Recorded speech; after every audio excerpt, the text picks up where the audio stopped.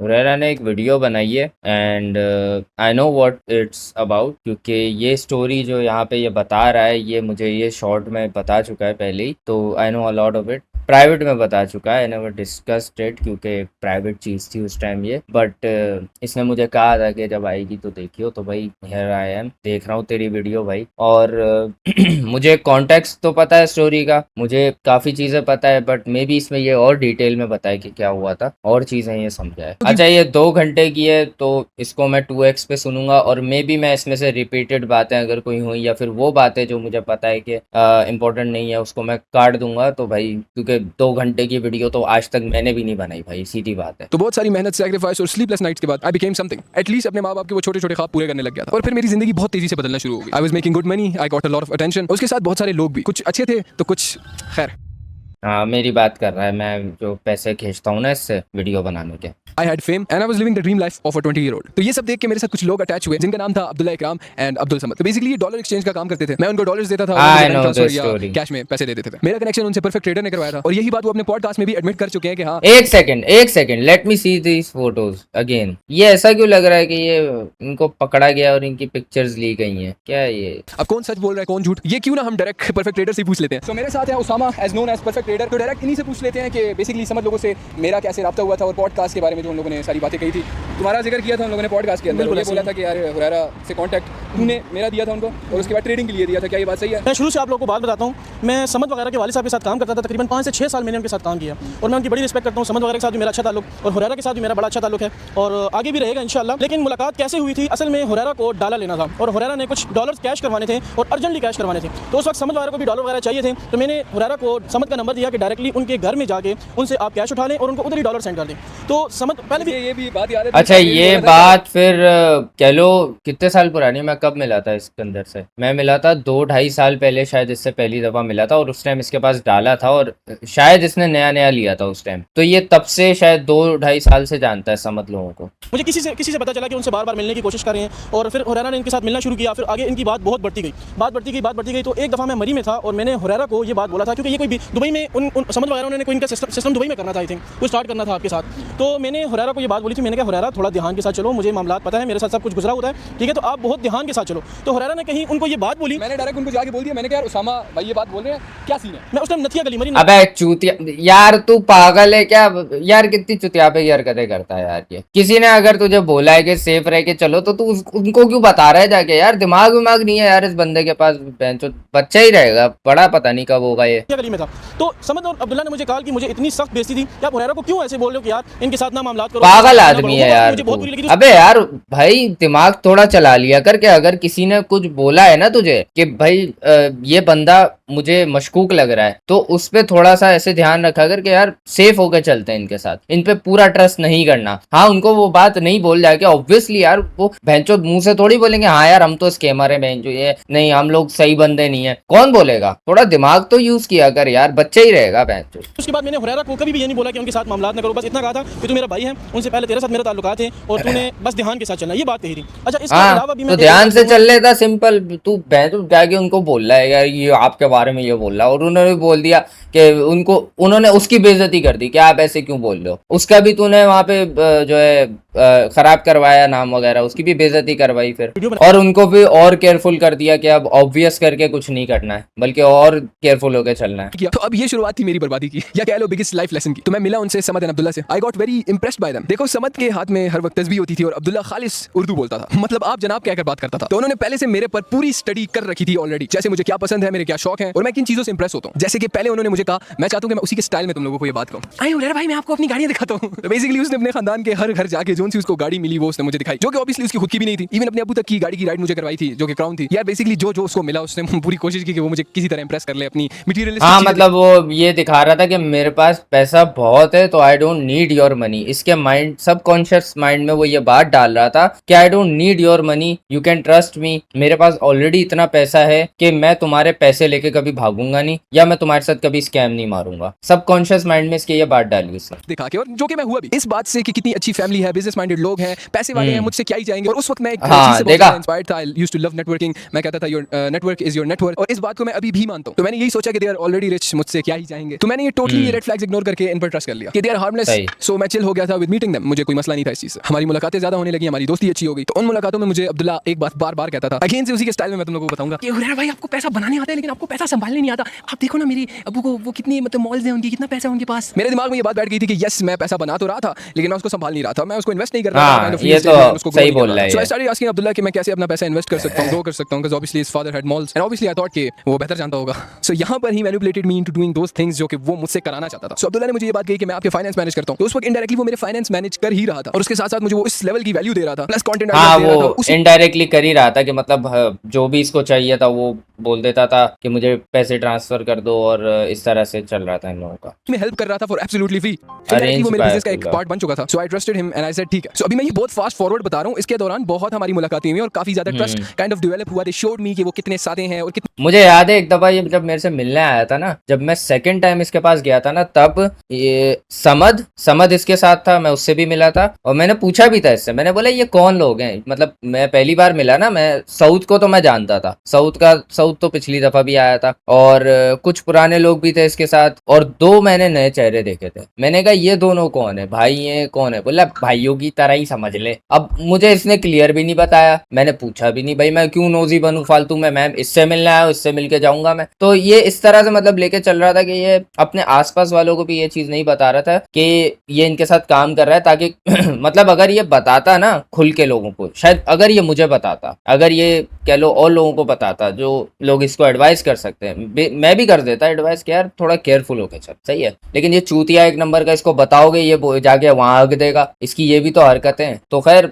इसको ये बोल सकते हैं कि यार अब देखो जो भी बोलो है, बच्चा है ये दिमाग से, और इस चीज पे मैं बहुत, एक हम दोनों का म्यूचुअल फ्रेंड है, मैं जब बात करता हूँ मैं यही बोलता हूँ कि यार ये बच्चा है, सीधी बात है। वो भी ये बोलता है ये बच्चा है दिमाग से, जज्बाती बहुत है ये, और ये बात मैं इसके मुंह पे भी बोलता हूँ। सो मैं फाइनेंस इस तरह हैंडल कर रहा था कि मेरे ट्रेडिंग में कुछ लॉसेस हो रहे थे and I share this problem with him. He said कि आप अपनी जितनी भी सेविंग्स हैं वो आप मेरे पास रखवा दें ताकि आप जरूरत से ज्यादा लॉस ना करें और आपके पैसे मेरे पास सेव रहें। तो ऑलरेडी मैं अपने पैसों को लेकर थोड़ा इनसिक्योर था एंड उस वक्त मेरा ट्रेडिंग एसएल $200 तक होता था, बट कभी कभी इमोशनल ट्रेडिंग की वजह से 300 से 500 से $600 तक वो चला जाता था एंड इस गलती से मैं ऑलरेडी तंग था and I thought may be मेरी ये सारी प्रॉब्लम्स ठीक हो जाएंगी एंड मेरा पैसा भी मल्टीप्लाई होगा। आई वाज थिंकिंग कि वो मैच्योर हैं, एज में बड़े हैं, he will handle it well. शुरू में तो सब कुछ ठीक था, मेरे फाइनेंसेस अच्छे हो गए थे, मेरी ट्रेडिंग बेटर हो गई थी एंड मेरे लिए एक शॉर्टकट बन गया था टू लिटरली एवरीथिंग। उस पॉइंट पे मैं अब्दुल्ला को लिटरली सिर्फ एक दफा बोलता था और शाम तक वो चीज मेरे पास होती थी। मेरे सारे हेडेक्स उसने बिल्कुल खत्म कर दिए थे, मैं जगह से हिलता भी नहीं था और मेरे सारे काम भी हो जाते थे। मैं टोटली फोकस था बिजनेस पर, पैसा कमाने पर और घूमने फिरने पर। I was having the best manager, मैं शॉपिंग करता था, उसके बिल्स विद इन सेकंड्स पे हो जाते थे। My life was super easy. अब ऑब्वियसली तुम बोलोगे कि बिल्स पे करना कौन सी बड़ी बात है, लेकिन उस वक्त जनरली मेरे लिए इवन बैंक जाना और ये बताना कि मैंने बैंक खुलवाना है मेरे लिए मुश्किल था और ऑब्वियसली मैं को भी बैंक यूज नहीं कर रहा था। तो इसलिए मुझे बहुत बड़ी डील लगती थी कि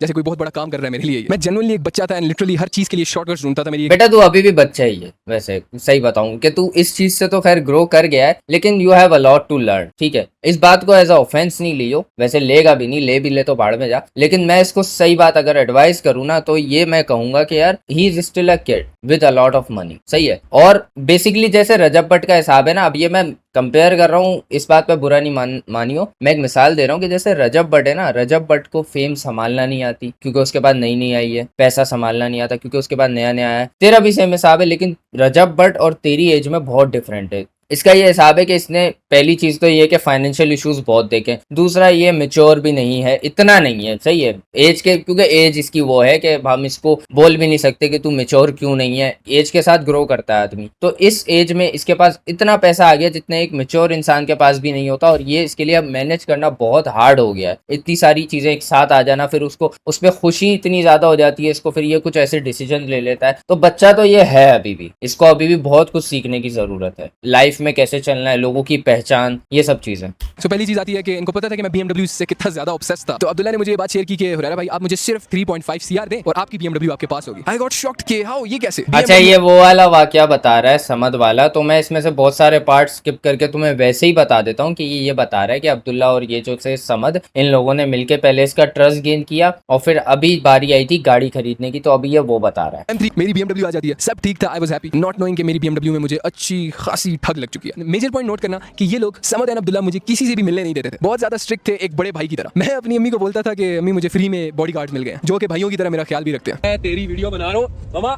ये ना अबू ये कहते हैं मैं स्कूटी नहीं दूंगा, कहीं गिरा मरा पड़ा होगा फिर मेरे हमारे मथे लगेगा ना। अच्छा मथे लगने की टेंशन है तुझे, ये टेंशन नहीं है, तेरा भाई चला जाएगा। कुछ तो करूँ ना, तू सुनता है क्या सुनते, क्यों नहीं, मेरे कान है, किसी किस्म से तो अब्दुल्ला सुनता हूँ ना। हाँ अब बोल। हाँ अबे ये दिखा था मुझे, हाँ याद आया अब्दुल्ला, ये हाँ ये दोनों ही थे साथ इसके, सऊद था, ये दोनों थे और हुरैरा था, और मुझे याद आ रहा है मैंने एक और को देखा था, शायद देखा था शायद नहीं देखा था। हाँ फ्री से याद आया कि अब तक वो एज अ मैनेजर मेरे लिए बिल्कुल फ्री में काम कर रहे थे अब तक, मतलब नो सैलरी, उनके जो भी एक्सपेंसेस होते थे वो मैं पे कर देता था। प्रोटेक्ट मुझे इसलिए करते थे कि कहते थे कि किसी पर ट्रस्ट मत करो और लोग बहुत ज्यादा बुरे हैं, सब तुमसे जलते हैं, कोई किसी जूस में तुम्हें कुछ भी मिला के पिला देगा और मसला हो जाएगा। इवन वो उनके अपने खानदान वालों से भी मुझे अकेले मिलने नहीं देते थे, थोड़ी देर के लिए मैं जहां पर भी जाता था वो मेरे साथ होते थे हमेशा। तो वापस आते हैं सैलरी पर, मैंने ये वो इसलिए क्योंकि उनके अपने पोल खुल जाएंगे ना, फिर पता चल जाएगा कि ये लोग किस नेचर के आदमी हैं। अब मैं यहाँ पर एक ब्रेक लेता हूँ और फ्यूचर हुरैरा की एक स्टोरी बताता हूँ। तो वो राहिल भाई जिन्होंने वो BMW बनाई थी, वो उनको कॉल करता है और बोलता है कि राहिल भाई समझ लोग मेरी सारी गाड़ियाँ, मेरा सारा पैसा और मेरी 3.5 करोड़ की BMW लेके गायब हुए हैं। तो ये बात सुनकर डायरेक्ट राहिल भाई ने मुझे टोका, बोला कि ओ भाई कौन सी 3.5 करोड़ की BMW, 2.2 करोड़ की तो मेरे पास यहाँ से तैयार होकर गई है। That was the fuck moment for me. अभी हम वापस प्रेजेंट में चलते हैं। अब तुम लोगों को मैंने फॉरेन ट्रिप याद रखने का कहा था, तभी फ्रेश हाथ मारा था, एंड ऑब्वियसली मुझे अंदाजा ही नहीं हुआ था इस बात का। मतलब वो ये सोच रहे होंगे कि इतना इजीली हमने इसको बेवकूफ बना लिया और इसको किसी भी चीज की भनक तक नहीं लगी। तो एक न्यू प्लान बनता है। 3.5 करोड़ की थी और ये कह रहा था 2.2 करोड़, तो इसके साथ 1.3 करोड़ का स्कैम किया उन लोगों ने। एक कितना पागल है यार ये। अब्दुल्ला की तरफ से मैंने कुछ टाइम पहले अब्दुल्ला और समद को एक बात बोली थी कि शायद बाहर जाना कुछ शायद एक्सपेंसिव होता है बहुत ज्यादा, इसीलिए लोग नहीं जाते और सिर्फ ख्वाब देखते रह जाते हैं। तो ये बात मैंने ना जनरली बहुत रैंडमली की थी, बचपने में की थी, and generally I was just a kid bro. तो इसी के कुछ टाइम बाद अब्दुल्ला ने मुझे कहा कि हुरैरा भाई आप मुझे $70,000 दें और मैं आपको पूरी दुनिया घुमाऊंगा। वो कहता है क्योंकि मैं घूमा हुआ हूँ, और टू बी वेरी ऑनेस्ट मेरे लिए उस वक्त $70,000 मेरे लिए 70,000 PKR की तरह थे, because I was making good money. मैंने बिना सोचे समझे बोल दिया डन करो। Fine. What is this? What is यार what is this? What is this? यार what is ये इनका वो वाला अपार्टमेंट है जहाँ पे ये लोग रेंट पे रह रहे थे। मुझे याद है कि मैं यहाँ भी गया था और मैंने देखा है ये लोग भी इसके साथ इस अपार्टमेंट में रहते थे, और मुझे पूरी तरह नक्शा भी याद है। ऐसा था कि आप डोर से एंटर होते हो, सामने बिल्कुल जो है सोफे वगैरह रखे हुए थे, किचन भी वहीं था लेफ्ट साइड राइट साइड पे, और राइट साइड पे जो है पहले शुरू में एक रूम पड़ता था, फिर आगे जाएंगे तो इसने कॉर्नर वाले रूम पे अपना स्टूडियो बनाया हुआ और वहाँ पे एक बाथरूम भी था। इतना तो याद है मुझे, मैं गया भी था इसके घर पे, इस वाले अपार्टमेंट में गया था। और ये मैं उस दौरान गया था जब ये दोनों अब्दुल्ला और समद इसके साथ थे, और ये दोनों बाहर ही बैठे हुए थे और हम दोनों जो है अंदर थे, वही तफरियां कर रहे थे, बकचोदियां कर रहे थे। और क्या कब जा रहे हैं बता, कब जा रहे हैं? अब जो लोग बाहर घूमते रहते हैं उनको पता है ये बात कि कितना ही पैसा लग जाता है। हम फर्स्ट ट्रिप के अंदर 3 कंट्रीज गए थे, किसी कंट्री में हमने 2 दिन गुजारे और बाकी में 4 दिन। मैं एक चीज बता दूं कि मैं इकोनॉमी फ्लाइट्स में गया था, and yes I stayed in the finest hotels. जो लोग अच्छे से अच्छी ट्रिप या एक्सपेंसिव से इकोनॉमी फ्लाइट्स में गया था तू? एक्सपेंसिव ट्रिप 10 से 20 लाख में करते हैं, वो मैंने 2 करोड़ में की। ये तो मैं मेन एक्सपेंस की बात इकोनॉमी में किया तूने 2 करोड़ में? कर रहा हूँ कि अच्छा खासा एक्सपेंस लाइक 10 से 20 लाख तुम करके बाहर किसी भी कंट्री में एक अच्छा टाइम गुजार सकते हो, काफी एक आध महीना भी गुजार सकते हो। 10 से 20 दिन तो तुम लग्जरियस लाइफ गुजार सकते हो 10 से 20 लाख के अंदर, और ये बात मुझे अब जाके पता लगी ऑब्वियसली अनफॉर्चुनेटली। अच्छा अब्दुल्ला समझ, हमें एक लड़का कमेंट में कहता है 5 लाख रुपए में ना आराम से तुम जा सकते हो। पैकेज जो पैकेज होता है हमारा विला कितने का पर नाइट? हमारा लाखों लग गया, लेकिन क्या अंगूर खट्टे हैं। पैकेज में तो हम जा सकते हैं, टोटल तीनों भाई हम टॉप के अंदर तबाही मार गए, 15 लाख में आते हैं। और हमारी तो उतना एक जगह का स्टे होता है यार ब्रो, क्या बात है। पर नाइट हमारा 5 लाख है, 2 रातों का, अभी 2 रात। अच्छा ये मतलब ये ज्यादा खर्चे को इस तरह समझ रहा था कि हम लोग बहुत ही लग्जूरियस लाइफ जी रहे हैं, हालांकि इसको जो वो प्रोवाइड कर रहे थे ना, उसमें अगर आप लग्जूरियस भी चले जाओ तब भी इतना खर्चा नहीं होता। बहुत चूतिया बनाया यार। सीधे स्टे करनी है तो 10 लाख बन गया ना। ओहो हो, इसमें तो हम यार आराम से फिर टूर सकते थे यार, एनी एक्स्ट्रा क्यों खर्चा। और इसकी गलती सिर्फ यहाँ पे ये थी कि ये ट्रस्ट करता था, जिसमें मैं इसको अब अगर बेवकूफ बोलूँ ना तो मैं ही बेवकूफ हूँगा, क्योंकि देखो अब आपको ऐसे लोग मिले ना अगर कि जो आपका ख्याल रख रहे हैं, आपको प्रोटेक्ट कर रहे हैं, आपको बहुत ज़्यादा आपके फाइनेंसेस संभाल रहे हैं, आपकी मुसीबतें हल कर रहे हैं, तो आपको उन पे कहीं ना कहीं ट्रस्ट गेन हो जाता है। सही है, इससे कितना ही होशियार इंसान हो ना, नहीं बच सकता वो कहीं ना कहीं। और ये तो फिर है भी बच्चा यार, इसके लिए तो ये चीज़ें नहीं थी, तो इसको तो और ज़्यादा ट्रस्ट हो गया था उन लोगों पे। ये तो मेरे भाई हैं यार, फ्री में मेरे भाई बन गए ये लोग, और इनको इन पे शक करने की इसके पास कोई वजह भी नहीं थी। वो इसलिए क्योंकि इसके पास इसको ये था कि यार इनके पास तो अपना खुद अंधा पैसा है, ये मेरा पैसा क्यों मारना चाहेंगे, तो इस वजह से ये उन पर और ट्रस्ट करता था कि इसको कोई वजह नहीं दिखती थी। ठीक है यार,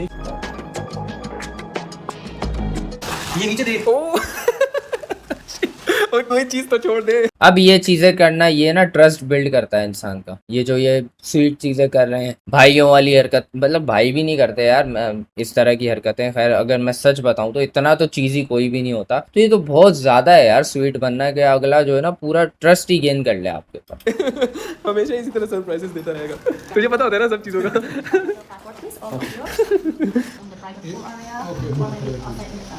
how much is the price? हाँ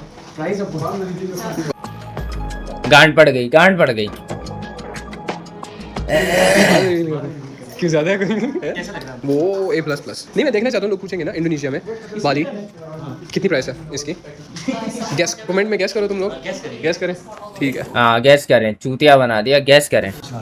बता ना भाई, 5 लाख से ज्यादा तो हम कर चुके हैं रेंट आउट। यार दुबई में कहाँ रहे थे हम लोग? दुबई में कहाँ रहे थे? 10 लाख पर नाइट था ना वो। अब उसको बताते हुए भी गांड इसलिए पट रही है क्योंकि उसको पता है कि क्योंकि ये वीडियो बना रहा है, अगर इसने प्राइस बोल दी, कमेंट सेक्शन में कोई तो होगा इसकी ऑडियंस में जो कभी ऐसी जगह घूम के आया होगा और वो जज कर लेगा और वो बोलेगा नहीं यार इतने की नहीं है, आप लोगों ने महंगा ले लिया है। तो वहां से पकड़ हो सकती है, इसलिए इसकी गांड पट रही है बताने। 400 से $850, जो कि हाँ यही मैं बात कर रहा हूँ ना कि यार इतना थोड़ी होता है जितना ये बता रहा है कि 2 करोड़ तक का खर्चा चला गया। 10 लाख पर नाइट बुर्ज। खैर इस ट्रिप के दौरान 10 लाख पर नाइट, 10 लाख। मेरे फाइनेंसेस बिल्कुल क्रैश कर गए थे। मैंने अब्दुल्ला लोगों को ये चीज शेयर की एंड इसी प्रेशर की वजह से मेरे ट्रेडिंग में बहुत ज्यादा लॉसेस स्टार्ट हो गए थे। ऑब्वियसली फॉर सर्टेन रीजंस के अभी BMW और फिर उसके बाद फॉरेन ट्रिप, और यार ये ट्रिप एंड होती है और हम वापस आते हैं। मैं अपने काम पर फोकस करने लग जाता हूँ, जो कि पैसा बनाने का था। मैं फाइनेंशियली थोड़ा सा स्ट्रगल करने लग गया था एंड एट दिस पॉइंट मेरे बिल्स मुझे तंग करने लगे। एंड स्टिल मैं ये सोच रहा था कि मे बी रिच लाइफ ऐसी ही होती है शायद। मेरी 3 गाड़ियों का पेट्रोल एंड डीजल का खर्चा सिर्फ 12 से 15 लाख महीने का चला गया था। अब ऑब्वियसली समझ लोगों का कमीशन इंक्लूड करके मैंने तो 12 से 15 लाख दिए एक महीने के। तब तो पेट्रोल भी सस्ता था। मैं स्ट्रगल कर ही रहा था कि अब्दुल्ला मुझे कहते हो भाई आप दिल लगाकर मेहनत करें और कुछ महीनों बाद आपको मैं फिर से एक सरप्राइज दूंगा। तो यस अब वो टाइम आ गया था कि मेरे से बिना पूछे वो लोग चीजें कर लेते थे और मुझे बोलते थे कि हमने आपके लिए किया। बस $2000 क्या है कुछ ना। ये देख ये होते हैं वो लोग जो बहुत भोले होते हैं, जो जिनको मतलब लोगों को जज करना नहीं आता है ना, ऐसे ही होता है ना। देखो आप इसकी बात है, ये दल्ला उस वक्त उनको बोलता था कि $1000-2000 की बातें मुझसे ना किया करो, ये मुझसे बगैर पूछे लगा दिया करो। इतना बेवकूफ है उस टाइम ये। क्यों भाई? सही गाली बक रहा है सऊद, बिल्कुल सही गाली बक रहा है। इसको देनी चाहिए गालियां इस बात पे। तो बोलने लायक बचा भी नहीं है मैं क्या बोलूं, I was that stupid bro. तो एक दिन अचानक से मुझे अब्दुल्ला कहता है मैंने $17,000 उन्हीं पैसों में से दे दिए जो आपने मेरे पास रखवाए हुए हैं। आगे नहीं देख भाई एक बात बताऊं, ये अपने अंदर ना इस चीज का लेके रिग्रेट मत डाल के I was stupid, I am stupid, ये बातें करके ना तू अपने आप को रिग्रेट में मत डाल, बल्कि इस बात से सीख कि मैं एक दफा चूतिया बन चुका हूं, अब मुझे चूतिया बन के लाइफ नहीं गुजारनी, मुझे आगे केयरफुल रहना है। मेरे जो क्लोजेस्ट वन आते हैं ना, मैं क्लोजेस्ट वन अब किनको बोल रहा हूँ जो तुझे ही पता होगा, सही है, मैं नहीं जानता तेरे क्लोजेस्ट वन कौन है। इवन उनके साथ भी मैं कुछ ना कुछ सेफ रह के चलूंगा कि कल को मैं जो है सड़क पे ना आ जाऊं, उन लोगों के अगर दिल में कुछ भी गलत बात आ जाती है। देखो ये हो जाता है, सही बता रहा हूँ। आप जिनको भाई मानते हो ना दोस्तों को, वो भी आपके साथ कहीं ना कहीं दगा कर जाते हैं अगर आप उनको खुद मौका देते हो। तो बेटर ये होगा कि आप केयरफुल होके चलो, बजाय कि अब आप अपने आप को रिग्रेट देते रहो कि यार मैं ही चूतिया था, मैं चूतिया हूँ, मैं स्टूपिड हूँ, ये वो है, ये बचकाना हरकत है। सही है, इसका बेस्ट हल यही है कि आगे जाके जो आपने अभी सीखा है ना, इसको आगे अप्लाई करो किसी भी हर मामले में। चलो अगेन मेरे फाइनेंसेस हद से ज्यादा डिस्टर्ब हो गए थे और मैंने सख्त लहजे में अब्दुल्ला को मना कर दिया था इस बात से कि नेक्स्ट टाइम इस तरह की हरकत दोबारा मत करना, मुझे मत देना सरप्राइजेस भाई। देन अब्दुल्ला साहब की वहीं पर तबीयत खराब हो जाती है और हम अब्दुल्ला साहब को फिर लेके चलते हैं हॉस्पिटल और वहां पर समझ मुझे कहता है कि he really cares for you, वो तुम्हारे लिए बहुत टेंशन लेता है, इस वजह से उसकी तबीयत खराब हो गई है, उससे ऐसे बात मत किया करो। एंड देन पीक अबे क्या तुम लोग गे सेक्स तो नहीं करते थे? मुझे तू सही बता, ये बात तू मुझे प्राइवेट में बता सकता है, गे सेक्स तो नहीं करते थे? देन हम अगेन से वापस आते हैं, टाइम आता है बड़ी ईद का। मेरे फाइनेंसेस टोटल क्रैश हो गए थे and literally I mean that. And suddenly मुझे ये बात पता लगती है कि गेस करो हुरैरा भाई आपके लिए कौन सा जानवर कुर्बानी के लिए लिया। आई वाज लाइक व्हाई, किस लिए? ये तो मेरे अबू का हक है, वो देखेंगे इस चीज को। ही सेड कि भाई 2 ऊंट लिए हमने आपके लिए। I was pissed as fuck कि भाई क्यों? I was so pissed again obviously कि मुझसे पूछे बगैर अगेन एंड अगेन क्यों। और ये हमारी कोई तीसरी चौथी पांचवी लड़ाई थी इन बड़ी एक्सपेंसेस पर और मेरे हालात इतने खराब होने के बावजूद लाइक क्यों किया तुम लोगों ने? अगेन दे सेड के वीडियो बनेगी, हम इसको सब में बांट देंगे और आपकी वाह वाह होगी। आई वाज लाइक अगेन वल्लाही मैं चुप हो गया था इस बात के लिए कि ठीक है बांट देंगे, अल्लाह की राह में जाएंगे। और आई डोंट नो अल्लाह की राह में गए भी या नहीं, अल्लाह बेहतर जानता है। सो ये तरीके थे जिनकी वजह से इन्होंने मुझे दीमक की तरह अंदर से खाया। तभी इस चैप्टर का नाम टर्माइट यानी दीमक। अब अल्लाह की करनी देखो कि जो हुआ you will be shock to know that. So यहाँ तक तो मुझे कुछ भी नहीं था पता, मुझे किसी भी चीज़ का अंदाजा नहीं था, ना ही मुझे कोई भी रेड फ्लैग फील हुआ था। मेरे लिए अभी भी वो मेरे भाई थे। मुझे कब पता चला इस स्कैम के बारे में मैं आगे बताता हूँ। तुम्हें वो मोमेंट तो याद होगा, वो राहिल भाई के साथ ओ फक मोमेंट वाला, जहाँ पर मुझे ये चीज़ रियलाइज हुई। मैंने राहिल नाम के बंदे का जिक्र किया था। Rahil is a well known guy in the car community, also who made the BMW M3 competition. यहाँ पर तुम्हारे उस सवाल का जवाब के जो कि बार-बार वो क्लेम कर रहे थे कि वो BMW उनकी थी, क्या वो मेरे इन्वेस्टर्स थे जो कि वो क्लेम कर रहे थे बार-बार? डायरेक्ट राहिल भाई से पूछ लेते हैं कि वो BMW किसकी थी। सो मेरे साथ है लेजेंडरी राहिल भाई। सुनाए राहिल भाई कैसे? ये बहुत अच्छा किया तूने भाई, बंदे ही बिठा लिए इसने, ये बहुत अच्छा किया इसने। डायरेक्ट मैं आपसे एक सवाल पूछूंगा, M3 किसकी थी? M3 यार डे फर्स्ट से बात करते हैं। हाँ, day first। तो लेने में बाद दूसरे बंदे आए थे, हाँ। ठीक है, लेकिन आपके नाम से ली गई थी कि यार गाड़ी जो है वो हुरैरा के लिए लेनी है और हुरैरा को देनी है, सही। जो बात सच है। मुझे सिंपल मेरी गाड़ी थी। हाँ, फिर ये उसके बात मैं बाद बता आपको दो दफा दिखाने के लिए लेकर आए गए। एक दफा शायद बीच में गाड़ी में काम हो रहा था तो आप आए थे, Yes। फिर एक दफा दोबारा आए थे तो वो गाड़ी हम डिलीवरी पे लेके निकले थे और हमने चक्री तक वो गाड़ी की ड्राइव करी असल थी। में मुझे ना सरप्राइज दिया जा रहा था, पॉडकास्ट में मैंने बताई थी ये बात। मुझे सरप्राइज दिया जा रहा था, मुझे नहीं था पता कन्वर्जन का। ओके, और मुझे बताया गया था M3 कंपटीशन आपको मिल जाएगी सिर्फ 3.5 करोड़ में। ठीक है। And I was like amazed कि M3 की प्राइस मैंने जब ऑनलाइन चेक की ना तो वो कोई 9-10 करोड़ आ रही थी ना। ठीक है, हाँ, ड्यूटी मिला के ओरिजिनल गाड़ी original गाड़ी। पैसों की आ रही तो कन्वर्जन का मुझे नहीं था पता, तो बस वहाँ पे फिर मैंने कहा ठीक है मुझे ला दो 3 करोड़ में तुम लोग M3। आगे भी राहिल भाई की जरूरत हमें पड़ेगी, लेकिन अभी के लिए शायद ये चीज़ क्लियर हो गई है कि BMW किसकी थी। During the time of manipulation ये बात मुझे बार-बार कही जा रही थी कि तुम अगर कोई भी गाड़ी अपने नाम पर कराओगे या कोई भी बड़ी गाड़ी या कोई भी प्रॉपर्टी तुम अपने नाम पर कराओगे तो तुम्हें इदारे वाले उठा कर ले जाएंगे। मेरे नाम पर बस एक डाला था और मार्क एक्स थी। और हाँ, तुम्हारा ये भी क्वेश्चन, ये पता है बहुत होता है जब आपको कानून के बारे में मालूम ना हो ना सही से, तो आपको ये डर डाला जाता है कि आप अगर एक मक्खी भी मार दोगे ना तो आपको इदारे वाले उठा के अबे क्यों ले जाएंगे भाई, मैं को क्या चर्च गांजे बेच रहा हूँ। आप खुद अपने दिमाग में बैठ के सोचो कि यार आप ऐसा कोई इलीगल काम तो नहीं कर रहे ना जो आपको इदारे वाले उठा के ले जाएंगे। ऐसा इलीगल काम जो कि कह लो मतलब 3rd डिग्री क्राइम में हम इसको कह लेते हैं कि मतलब जैसे बहुत ही गंदा क्राइम में आता है जिसमें उठाना बनता है बंदे को। आप ये जो अगर कर भी रहे हो ना, जिसको अगर आप मान लो कि अगर आप पैसों की हेर फेर कर रहे हो, मिसाल के तौर पे बता रहा हूँ, पैसों की हेर फेर कर रहे हो, पैसे आप अपने रजिस्टर नहीं करवा रहे गवर्नमेंट में या फिर ऐसी जगह नहीं रख रहे, तो ये ज्यादा से ज्यादा भी ना ये व्हाइट कॉलर क्राइम में आएगा। और व्हाइट कॉलर क्राइम में इस तरह से ट्रीट नहीं किया जाता कि वो आपको उठा के ही ले जाएंगे भैंचोद के भाई पब इसको गाड़ी में डालो, चंबे मारो इसको और लेके जाओ ऐसी गुमनाम जगह पे और उसको छोड़ना मत। या तो फिर आपने किसी ऐसी जगह स्कैम मारा हो जो कि फिर गवर्नमेंट के अंडर आती है, ऐसे इदारे में स्कैम मारा हो जो कि गवर्नमेंट के अंदर आता है, वहां पे चांसेस है कि आपको उठाया जा सकता है। वहां पे बहुत ज्यादा चांसेस होते हैं क्योंकि वहां पे फिर आप एक सिक्योरिटी थ्रेट बन के आए हुए होते हो। चिंता कि वो डाला कहाँ गया बताता हूँ ना, सब बताता हूँ। वो डाला मेरे से समझ लोग नहीं लेके गए, समझ लोगों ने मेरे साथ स्कैम नहीं किया था उस डाले में। वो कौन लेके गया ये भी मैं बताता हूँ। BMW उस वक्त तक किसी के नाम पर भी अबे हाँ, वो डाला कहाँ गया तेरा यार? हाँ नहीं हुई थी, बट सारे पेपर्स वगैरह अब्दुल्ला लोगों के पास थे। तो उसी टाइम में डर की भाई अरेस्ट हो जाता है और मुझे उसी दिन कॉल्स पर कॉल्स आने लगती है, मेरा फोन बार-बार रिंग हो रहा होता है, मेरे फोन पे बार-बार नोटिफिकेशंस मैसेजेस आ रहे होते हैं बड़े-बड़े। हाँ, अब ये स्टोरी स्टार्ट हुई है, अब ये स्टोरी सुनने वाली है। मुझे ये कॉल करके बताते हैं कि 2nd या 3rd नंबर तुम्हारा है और वो तुम्हें उठाने आ रहे हैं। It was all so sudden कि अचानक हर तरफ से सोशल मीडिया पर प्रेशर आ रहा था। उस वक्त मेरे इर्द-गिर्द ऑलरेडी एक बबल बन चुका था और मैं डर चुका था। मैंने समझ लोगों से पूछा कि what should I do now. उन्होंने मुझे कहा कि आज के लिए घर जाओ तुम,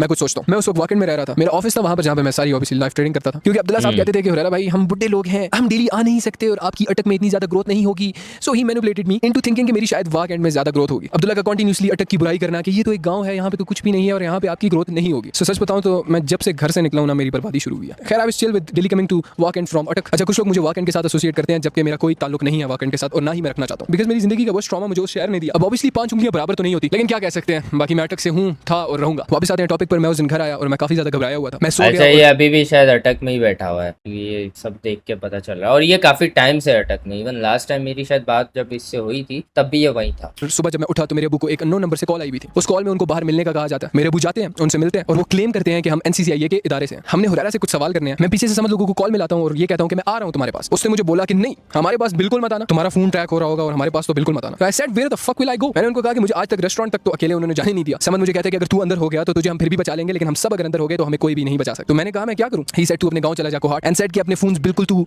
डिलीट कर दे, रिस्टोर। मतलब आप लोग, मैं ये चीज सोच रहा हूँ कि ये लोग डरे हुए क्यों थे? In their eyes they were not doing anything illegal जो कि इतना संगीन हो कि आपको उठा के लेके जाया जाए, बट एक इल्यूजन क्रिएट हुआ था डकी की वजह से कि उठा रहे हैं अब, भले जो भी हो, एक प्रमोट करने पे भी इतना बुरी तरह लेके जा रहे हैं कि उठा रहे हैं अब बस, और आपको बहुत गंदा ट्रीट किया जाएगा। तो इनकी भी गलती नहीं है अगर वो ये चीज सोच रहे थे तो। तोड़ कर दे और उसके बाद तोड़ के दरिया में फेंक दे। मैंने घबराते हुए बोला ठीक है, मैं गांव भाग रहा हूं सऊद के साथ। मैंने अपने फोन से सब कुछ डिलीट किया, रिस्टोर मार दिया था डायरेक्ट, नॉट बिकॉज़ कि मैंने कुछ गलत किया हुआ था, जस्ट बिकॉज़ कि मैं जस्ट बिकॉज़ तो मेरे माइंड में ये चीज इंप्लीमेंट की हुई थी कि इदारे वाले तो बोलेंगे ट्रेडिंग तो इलीगल है। मैंने अपने कुछ कपड़े पैक किए, मैंने अपनी अम्मी को हक किया, मैंने अपनी कैट्स को किसेस दी, बट एक चीज मैं करना भूल गया था। साले बिल्लियों में घुसा रहता है। मैं अपने घर से निकला, अपने डाले पर सऊद को मैंने मैसेज किया कि हम लोग जा रहे हैं कहीं पर, आजा जल्दी से। खैर मैंने सऊद को घर से उठाया और मैं निकल पड़ा। कोहाट की तरफ। सऊद को मैंने रास्ते के अंदर ही बताया कि हम घर से भाग रहे हैं और ये सारा सीन है। तो सऊद का ये सब सुनकर क्या रिएक्शन होगा, या ये कह लो एक नॉर्मल इंसान का क्या रिएक्शन होगा? वो डर जाएगा और पूछेगा क्या हुआ, कैसे हुआ और अब हम क्या करेंगे। लेकिन पता है उसका रिएक्शन क्या था? ठीक है, सो कैजुअली। अब मैं उसे देख रहा हूँ, ये बंदा इतना कैजुअली कहता है कि ठीक है। अब ये सुन के मेरे और सऊद के दरमियान 10 सेकंड की प्योर साइलेंस थी। मैं उसको देख रहा हूँ और वो मुझे देख रहा है। मैं उसको बिल्कुल उसकी आंखों में देख रहा था, वो भी मेरी आंखों में देख रहा था, लेकिन वो बिल्कुल नॉर्मल लाइक ठीक है। मेरी उस वक्त ऑब्वियसली फटी पड़ी थी। अब ये देख के मेरी और ज्यादा फट गई थी कि सिर्फ 2 ही कंडीशन हो सकती है जिसकी वजह से ये ऐसे रिप्लाई कर रहा है। वजह नंबर 1 के या तो सब कुछ खत्म हो जाएगा, सब बर्बाद हो जाएगा, कुछ भी नहीं बचने वाला, कि दिल में बंदे की कोई उम्मीद ही नहीं बची बचने की। और वजह नंबर 2 ये कि सब कुछ इजीली हल हो जाएगा, कोई मसला नहीं होगा, नॉट अ बिग डील, और हम इजीली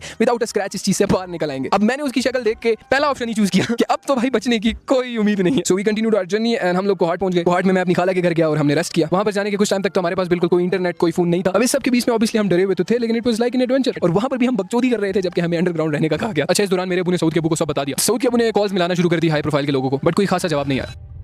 अच्छा, यहाँ पर अब एक न्यू कैरेक्टर कहानी में एंट्री लेता है। सऊद के अबू प्रॉपर्टी का काम करते थे एक अहमद सईद नाम के बंदे के साथ। सऊद के अबू ऑफिस में परेशान बैठे हुए थे। अचानक अहमद आता है और कहता है क्या हुआ, इतने परेशान क्यों? सऊद के अबू अहमद को सब इशू के बारे में बताते हैं। अहमद शॉक होने का इज़हार करता है और कहता है ये बहुत बड़ा मसला है। और सऊद के अबू को लेवल का डर आ जाता है। सऊद के अबू उस वक्त अहमद को हेल्प के लिए कहते हैं, तो वो पहली दफा तो उनको मना कर देता है ये बोल के कि मैं मदद कर सकता हूँ, लेकिन मैं कभी भी अपनी जान रिस्क में नहीं डालूंगा। सऊद के अबू दोबारा उसको इंसिस्ट करते हैं, जान रिस्क में नहीं डालेगा। अबे क्या टेररिस्ट हैं क्या ये लोग? कौन है ये लोग भाई? क्या करके भागे हैं ऐसा? क्या कौन सा मुल्क लूट लिया है इन लोगों ने जो इतना डराया जा रहा है? यही तो होता है कि देखो, जब आपको जब ऐसा एक सिचुएशन क्रिएट हो, आपकी जब ऐसी सिचुएशन क्रिएट हो ना, कभी भी मैं आपको बता रहा हूँ, जब भी सिचुएशन ऐसी क्रिएट हो तो आप एक चीज कर सकते हो कि पहले खुद रिसर्च करो, खुद पता करो, जिस तरह भी कर सकते हो, AI से ही भले कर लो, पता करो कि यार जो मसला है वो है क्या, या इस पे क्या क्या हो सकता है जो आपके साथ चल रहा है, या इस पे क्या क्या पॉसिबिलिटीज हैं। अपने माइंड को रिलैक्स करने की कोशिश करो, अपने आप को जो है कन्विंस करने की कोशिश करो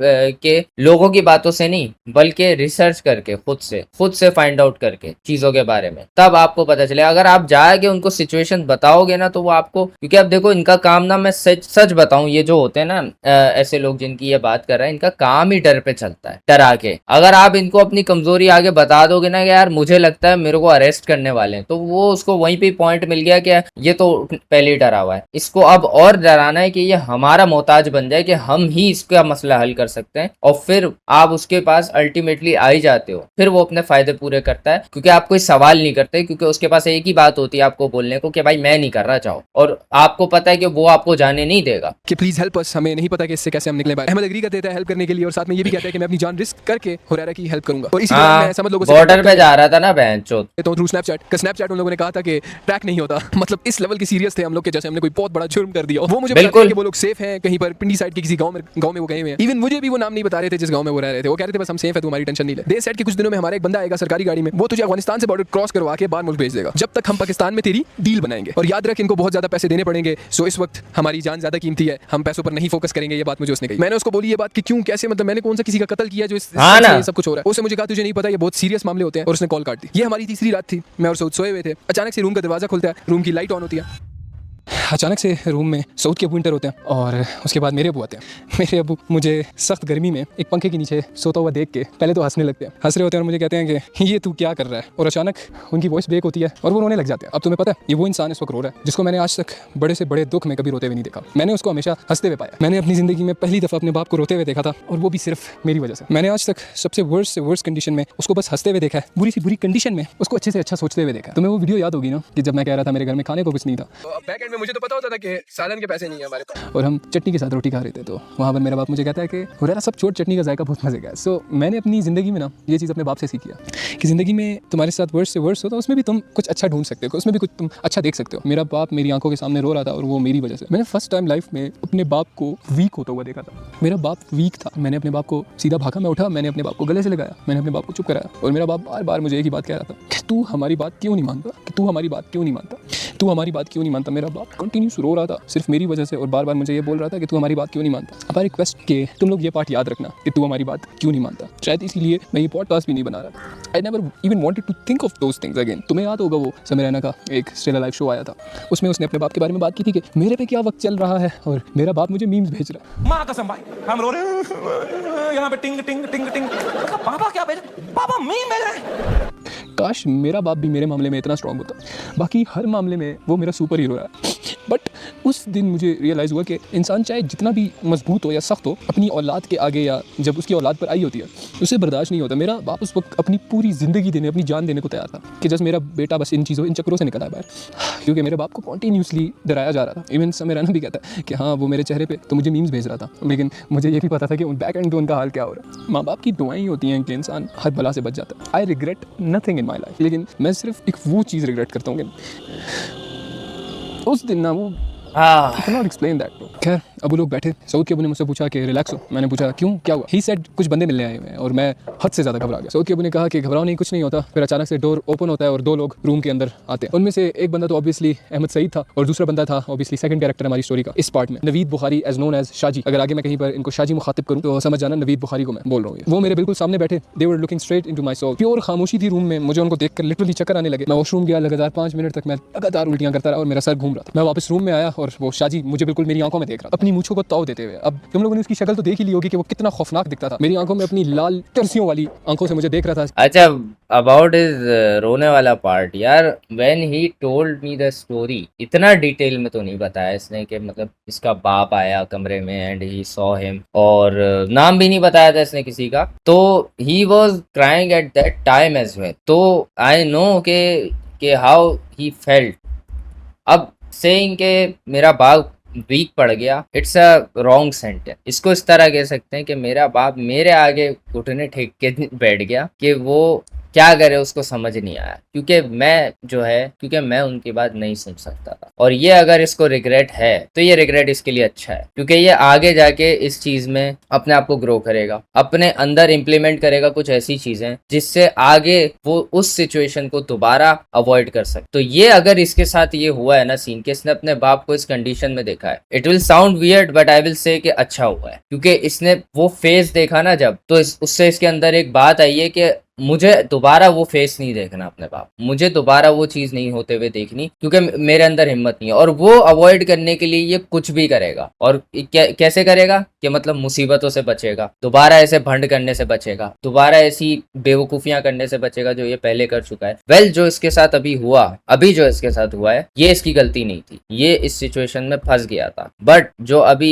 इसने एक्सपीरियंस किया ना इसी के दौरान, ये आगे जाके इसको काफी हेल्प करेगा। यार मैं वापस रूम में आया, Shaji was still staring at me, अपनी मूंछों को ताव देते हुए। उसने अपना मुंह खोला और बोला कि तुम क्या चाहते हो? I said क्या मतलब? He said again कि तुम चाहते क्या हो? I said मैं चाहता हूँ कि मेरा मसला हल हो जाए। उसने कहा कि तुम्हारा मसला हल हो जाएगा, लेकिन क्या तुम वो करोगे जो हम बोलेंगे? मैंने उससे अब एट दैट पॉइंट एक बात याद रखना, एट दिस पॉइंट ना इनके पास कोई लेटर आया होगा NCCIA की तरफ से, ना इनके पास कोई कॉल वॉल आई होगी, एक्सेप्ट दैट गाय जो उसके अब्बा को लेके गया था। इनके पास कुछ ऐसी चीज नहीं थी जो कि डायरेक्टली इदारे की तरफ से आई जिसको ये वेरीफाई कर सकें कि ये अफसर है, फला अफसर ने मेरा केस लिया है एंड ये जो है मुझे इन्वेस्टिगेशन के लिए बुलवा रहे हैं। तो उसने मुझसे पूछा कि तुम्हारा कांटेक्ट अब्दुल्ला और समद से है? मैंने कहा हाँ है। तो उसने मुझे कहा कि अब से तुम नहीं करोगे, अगर अपनी सेफ्टी चाहते हो किसी से भी अपना राब्ता नहीं रखना। तो अब यहाँ से हम लोग जाएंगे और तुम किसी को भी कुछ नहीं बताओगे। मैंने उनको कहा कि एटलीस्ट मुझे उनको बताने तो दें कि मेरा मैसेज सेफ, या मुझे ढूंढने की कोशिश मत करो, समथिंग लाइक दैट। उसने मुझे बोला नो, बिल्कुल नो। तो अबू ने भी कहा कि तू नहीं करेगा तो नहीं करेगा। ऐसा ओके ठीक है। उन्होंने मुझे बार बार इस बात पर डराया कि अगर मैंने किसी से भी राब्ता किया तो मेरी जान के लिए खतरा है, और साथ में उनके लिए भी खतरा है अगर किसी को भी हल्का सा भी पता लगा। हम सिर्फ इस शर्त पे तुम्हारा ये मसला हल करेंगे कि तुम इस बात की गारंटी दोगे हमें कि तुम ये बात आगे किसी को भी नहीं कहोगे। I agreed and they took my phone, जिसमें मैंने समद और अब्दुल्ला से राब्ता किया हुआ था। उन्होंने स्माइल किया और बोला कि तुम्हारा मसला हल हो जाएगा,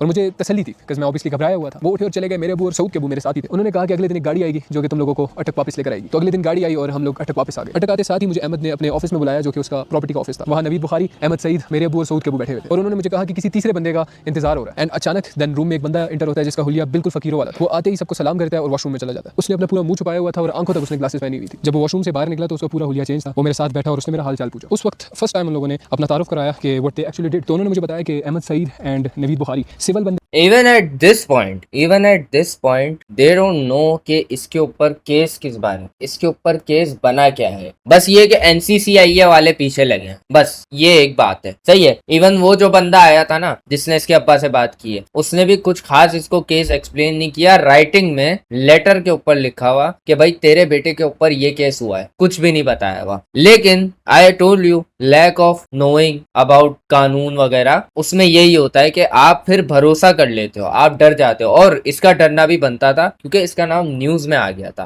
कंटेंट क्रिएटर्स इसको कॉल करके बोल देते कि तेरा 3rd नंबर है, तेरे 3rd में नाम है इस लिस्ट में। तो इस चीज से इसके माइंड में एक बात बैठ गई कि यार हाँ मेरा नाम है, क्यों है नहीं पता, मैंने क्या किया नहीं पता, बस नाम है तो है। क्योंकि यहाँ पे इदारों से जाहिर सी बात है कॉमन मैन नहीं लड़ सकता ना उस तरह, वो तो पूरा कंप्लाई करने को रेडी होता है हर चीज पे कि भाई उसको जो बोला जाए वो कर देगा। बट एग्रेशन से डरते हैं सारे कि यार इदारे वाले मारेंगे यार इदारे वाले लेके चले जाएंगे यार। अगर उनको अप्रोच किया जाए ना नॉर्मली कि आपको एक लेटर आया, आप उस गए इदारे में, वहां पे उनको अगर डर ना हो कि उनके साथ कुछ ऐसा नहीं होगा कि उठा के उनको अंदर डाल देंगे, ये बातें भी बोली जाती है कि आप इन्वेस्टिगेशन करने नहीं जाना एनसीसीआई के दफ्तर अकेले, आप जो है उनके बुलाने में अकेले नहीं जाना एनसीसीआई के दफ्तर, अगर आप गए तो आपको अंदर कर देंगे वो लोग। और ये होता भी होगा, मुझे क्या पता, मैं कभी गया थोड़ी हूँ। तो ये कि वहां पे भी जाने से पहले बुलाया जाता है कि यार या तो प्री अरेस्ट बेल करवा के जाओ या तो आप जो है वकील लेके जाओ, ऐसे डायरेक्ट मत जाओ कभी भी। लाइक जैसे कि आप ऐसी जगह जा रहे हो, आप एक ऐसे मतलब ऐसे बताया जाता है कि आप जैसे कुएं में गिर रहे हो कि जिसमें से वापसी आने के लिए आपको एक सीढ़ी ले आनी पड़ेगी या रस्सी ले जानी पड़ेगी, इतना डराया जाता है इदारों को लेके। हालांकि ये इदारे हमारे ही सेफ्टी के लिए बने, ये पुलिस के इदारे हो गए। पुलिस से हम लोग डरते हैं, सीधी बात है भाई, सब डरते हैं पुलिस से। क्यों? क्योंकि वहां पे उसके बारे में भी जो है पहले डर डाला हुआ है। फिर दूसरा यार कुछ पुलिस वाले इस तरह की चीजें भी करते हैं, सारे नहीं बोलूंगा लेकिन कुछ करते हैं ऐसी चीजें कि उनसे पकड़े जाने में डर लगता है एक कॉमन मैन को कि यार अगर हम बाइक पे जा रहे हैं तो हमें पुलिस ने रोक लिया तो वो डरने लग जाते हैं कि अब ये कुछ डिमांड करेगा, और ये होता है। फिर इदारों में भी सेम चीज आ जाती है कि डर डाला हुआ है, क्योंकि यहाँ पे हमारे यहाँ ना कह लो कानून की नॉलेज नहीं है किसी को भी इतनी कि ये वर्क किस तरह करते हैं, किस नौयत का आपका केस हो तो वो आप पे अग्रेसिव हो जाते हैं, कोई नहीं बताता ये चीजें। अब ये जो 2 बंदे थे ना, ये भी आई डोंट थिंक के इदारे के थे, बट क्योंकि इनके अब्बा इनको लेकर आए थे, इनके अब्बा किसी कॉन्टेक्ट के थ्रू मिले होंगे इनसे, तो इसीलिए शायद उनको डर होगा, उनको मौका मिल गया इसके साथ हाथ करने का, जो कि इन्होंने आगे किया है। और हम मिलिट्री इंटेलिजेंस मतलब MI के इदारे से तुम्हारा ये काम करवाएंगे। एंड द 3rd पर्सन या 3rd character of the story जो कि अभी रूम में एंटर हुआ था, उसका नाम था बाबर। शाहजी ने मुझे बताया कि बाबर का ताल्लुक MI से है और वो सारा आगे काम वगैरह देखेंगे। बाबर ने मेरी तरफ देखा और मुझसे पूछा कि तुम्हें पता है तुमने क्या किया है। मैंने सर नीचे किया हुआ था और उसने दोबारा मुझसे गुस्से से पूछा कि तुम्हें पता है तुमने क्या किया है। मैं चुप रहा और उसने बोला कि मैं हूं और मैं अपनी जान रिस्क में डाल के तुम्हें बचाने आया हूं। उसने मुझे ये बात बोली कि अगर जान रिस्क में डाल के, बहन चो टेररिस्ट है ना ये, मेरा नाम तुमने किसी दूसरी रूह को भी बताया तो तुम्हारी जान के लिए खतरा है, मुझे कुछ भी नहीं होगा। बार बार मेंटली प्रेशर डाल रहे थे और मैनिपुलेट कर रहे थे, या कह लो ब्रेन वॉश कर रहे थे फॉर द बिग प्लान जो कि आगे उन्होंने करना था।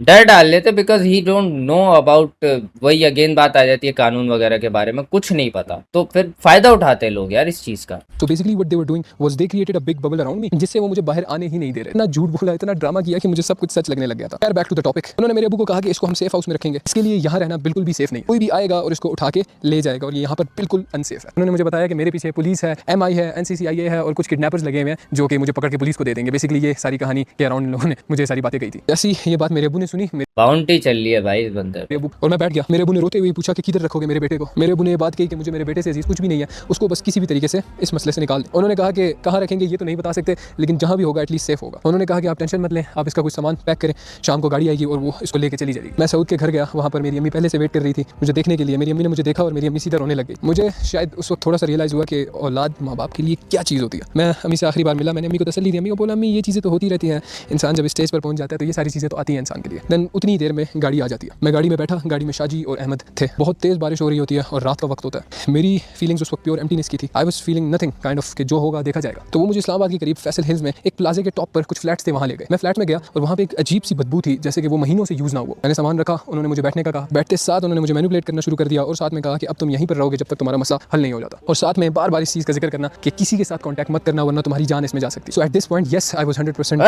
किसी से कुछ भी शेयर नहीं करना, ऑब्वियसली मैं के कहने पर यहाँ पर आया था। वो चले गए ये बोल के कि अगर इस फ्लैट से बाहर तुम निकले तो सीधा तुम्हारी मौत है, और वो चले गए। मैंने बैग से अपने डोर को लॉक कर दिया। अच्छा, उस फ्लैट में एक छोटा हॉल था बाहर बैठने के लिए और अंदर एक रूम जिसमें सिर्फ एक छोटी सी चारपाई और एक पंखा था। बाहर हॉल में एक खिड़की भी थी।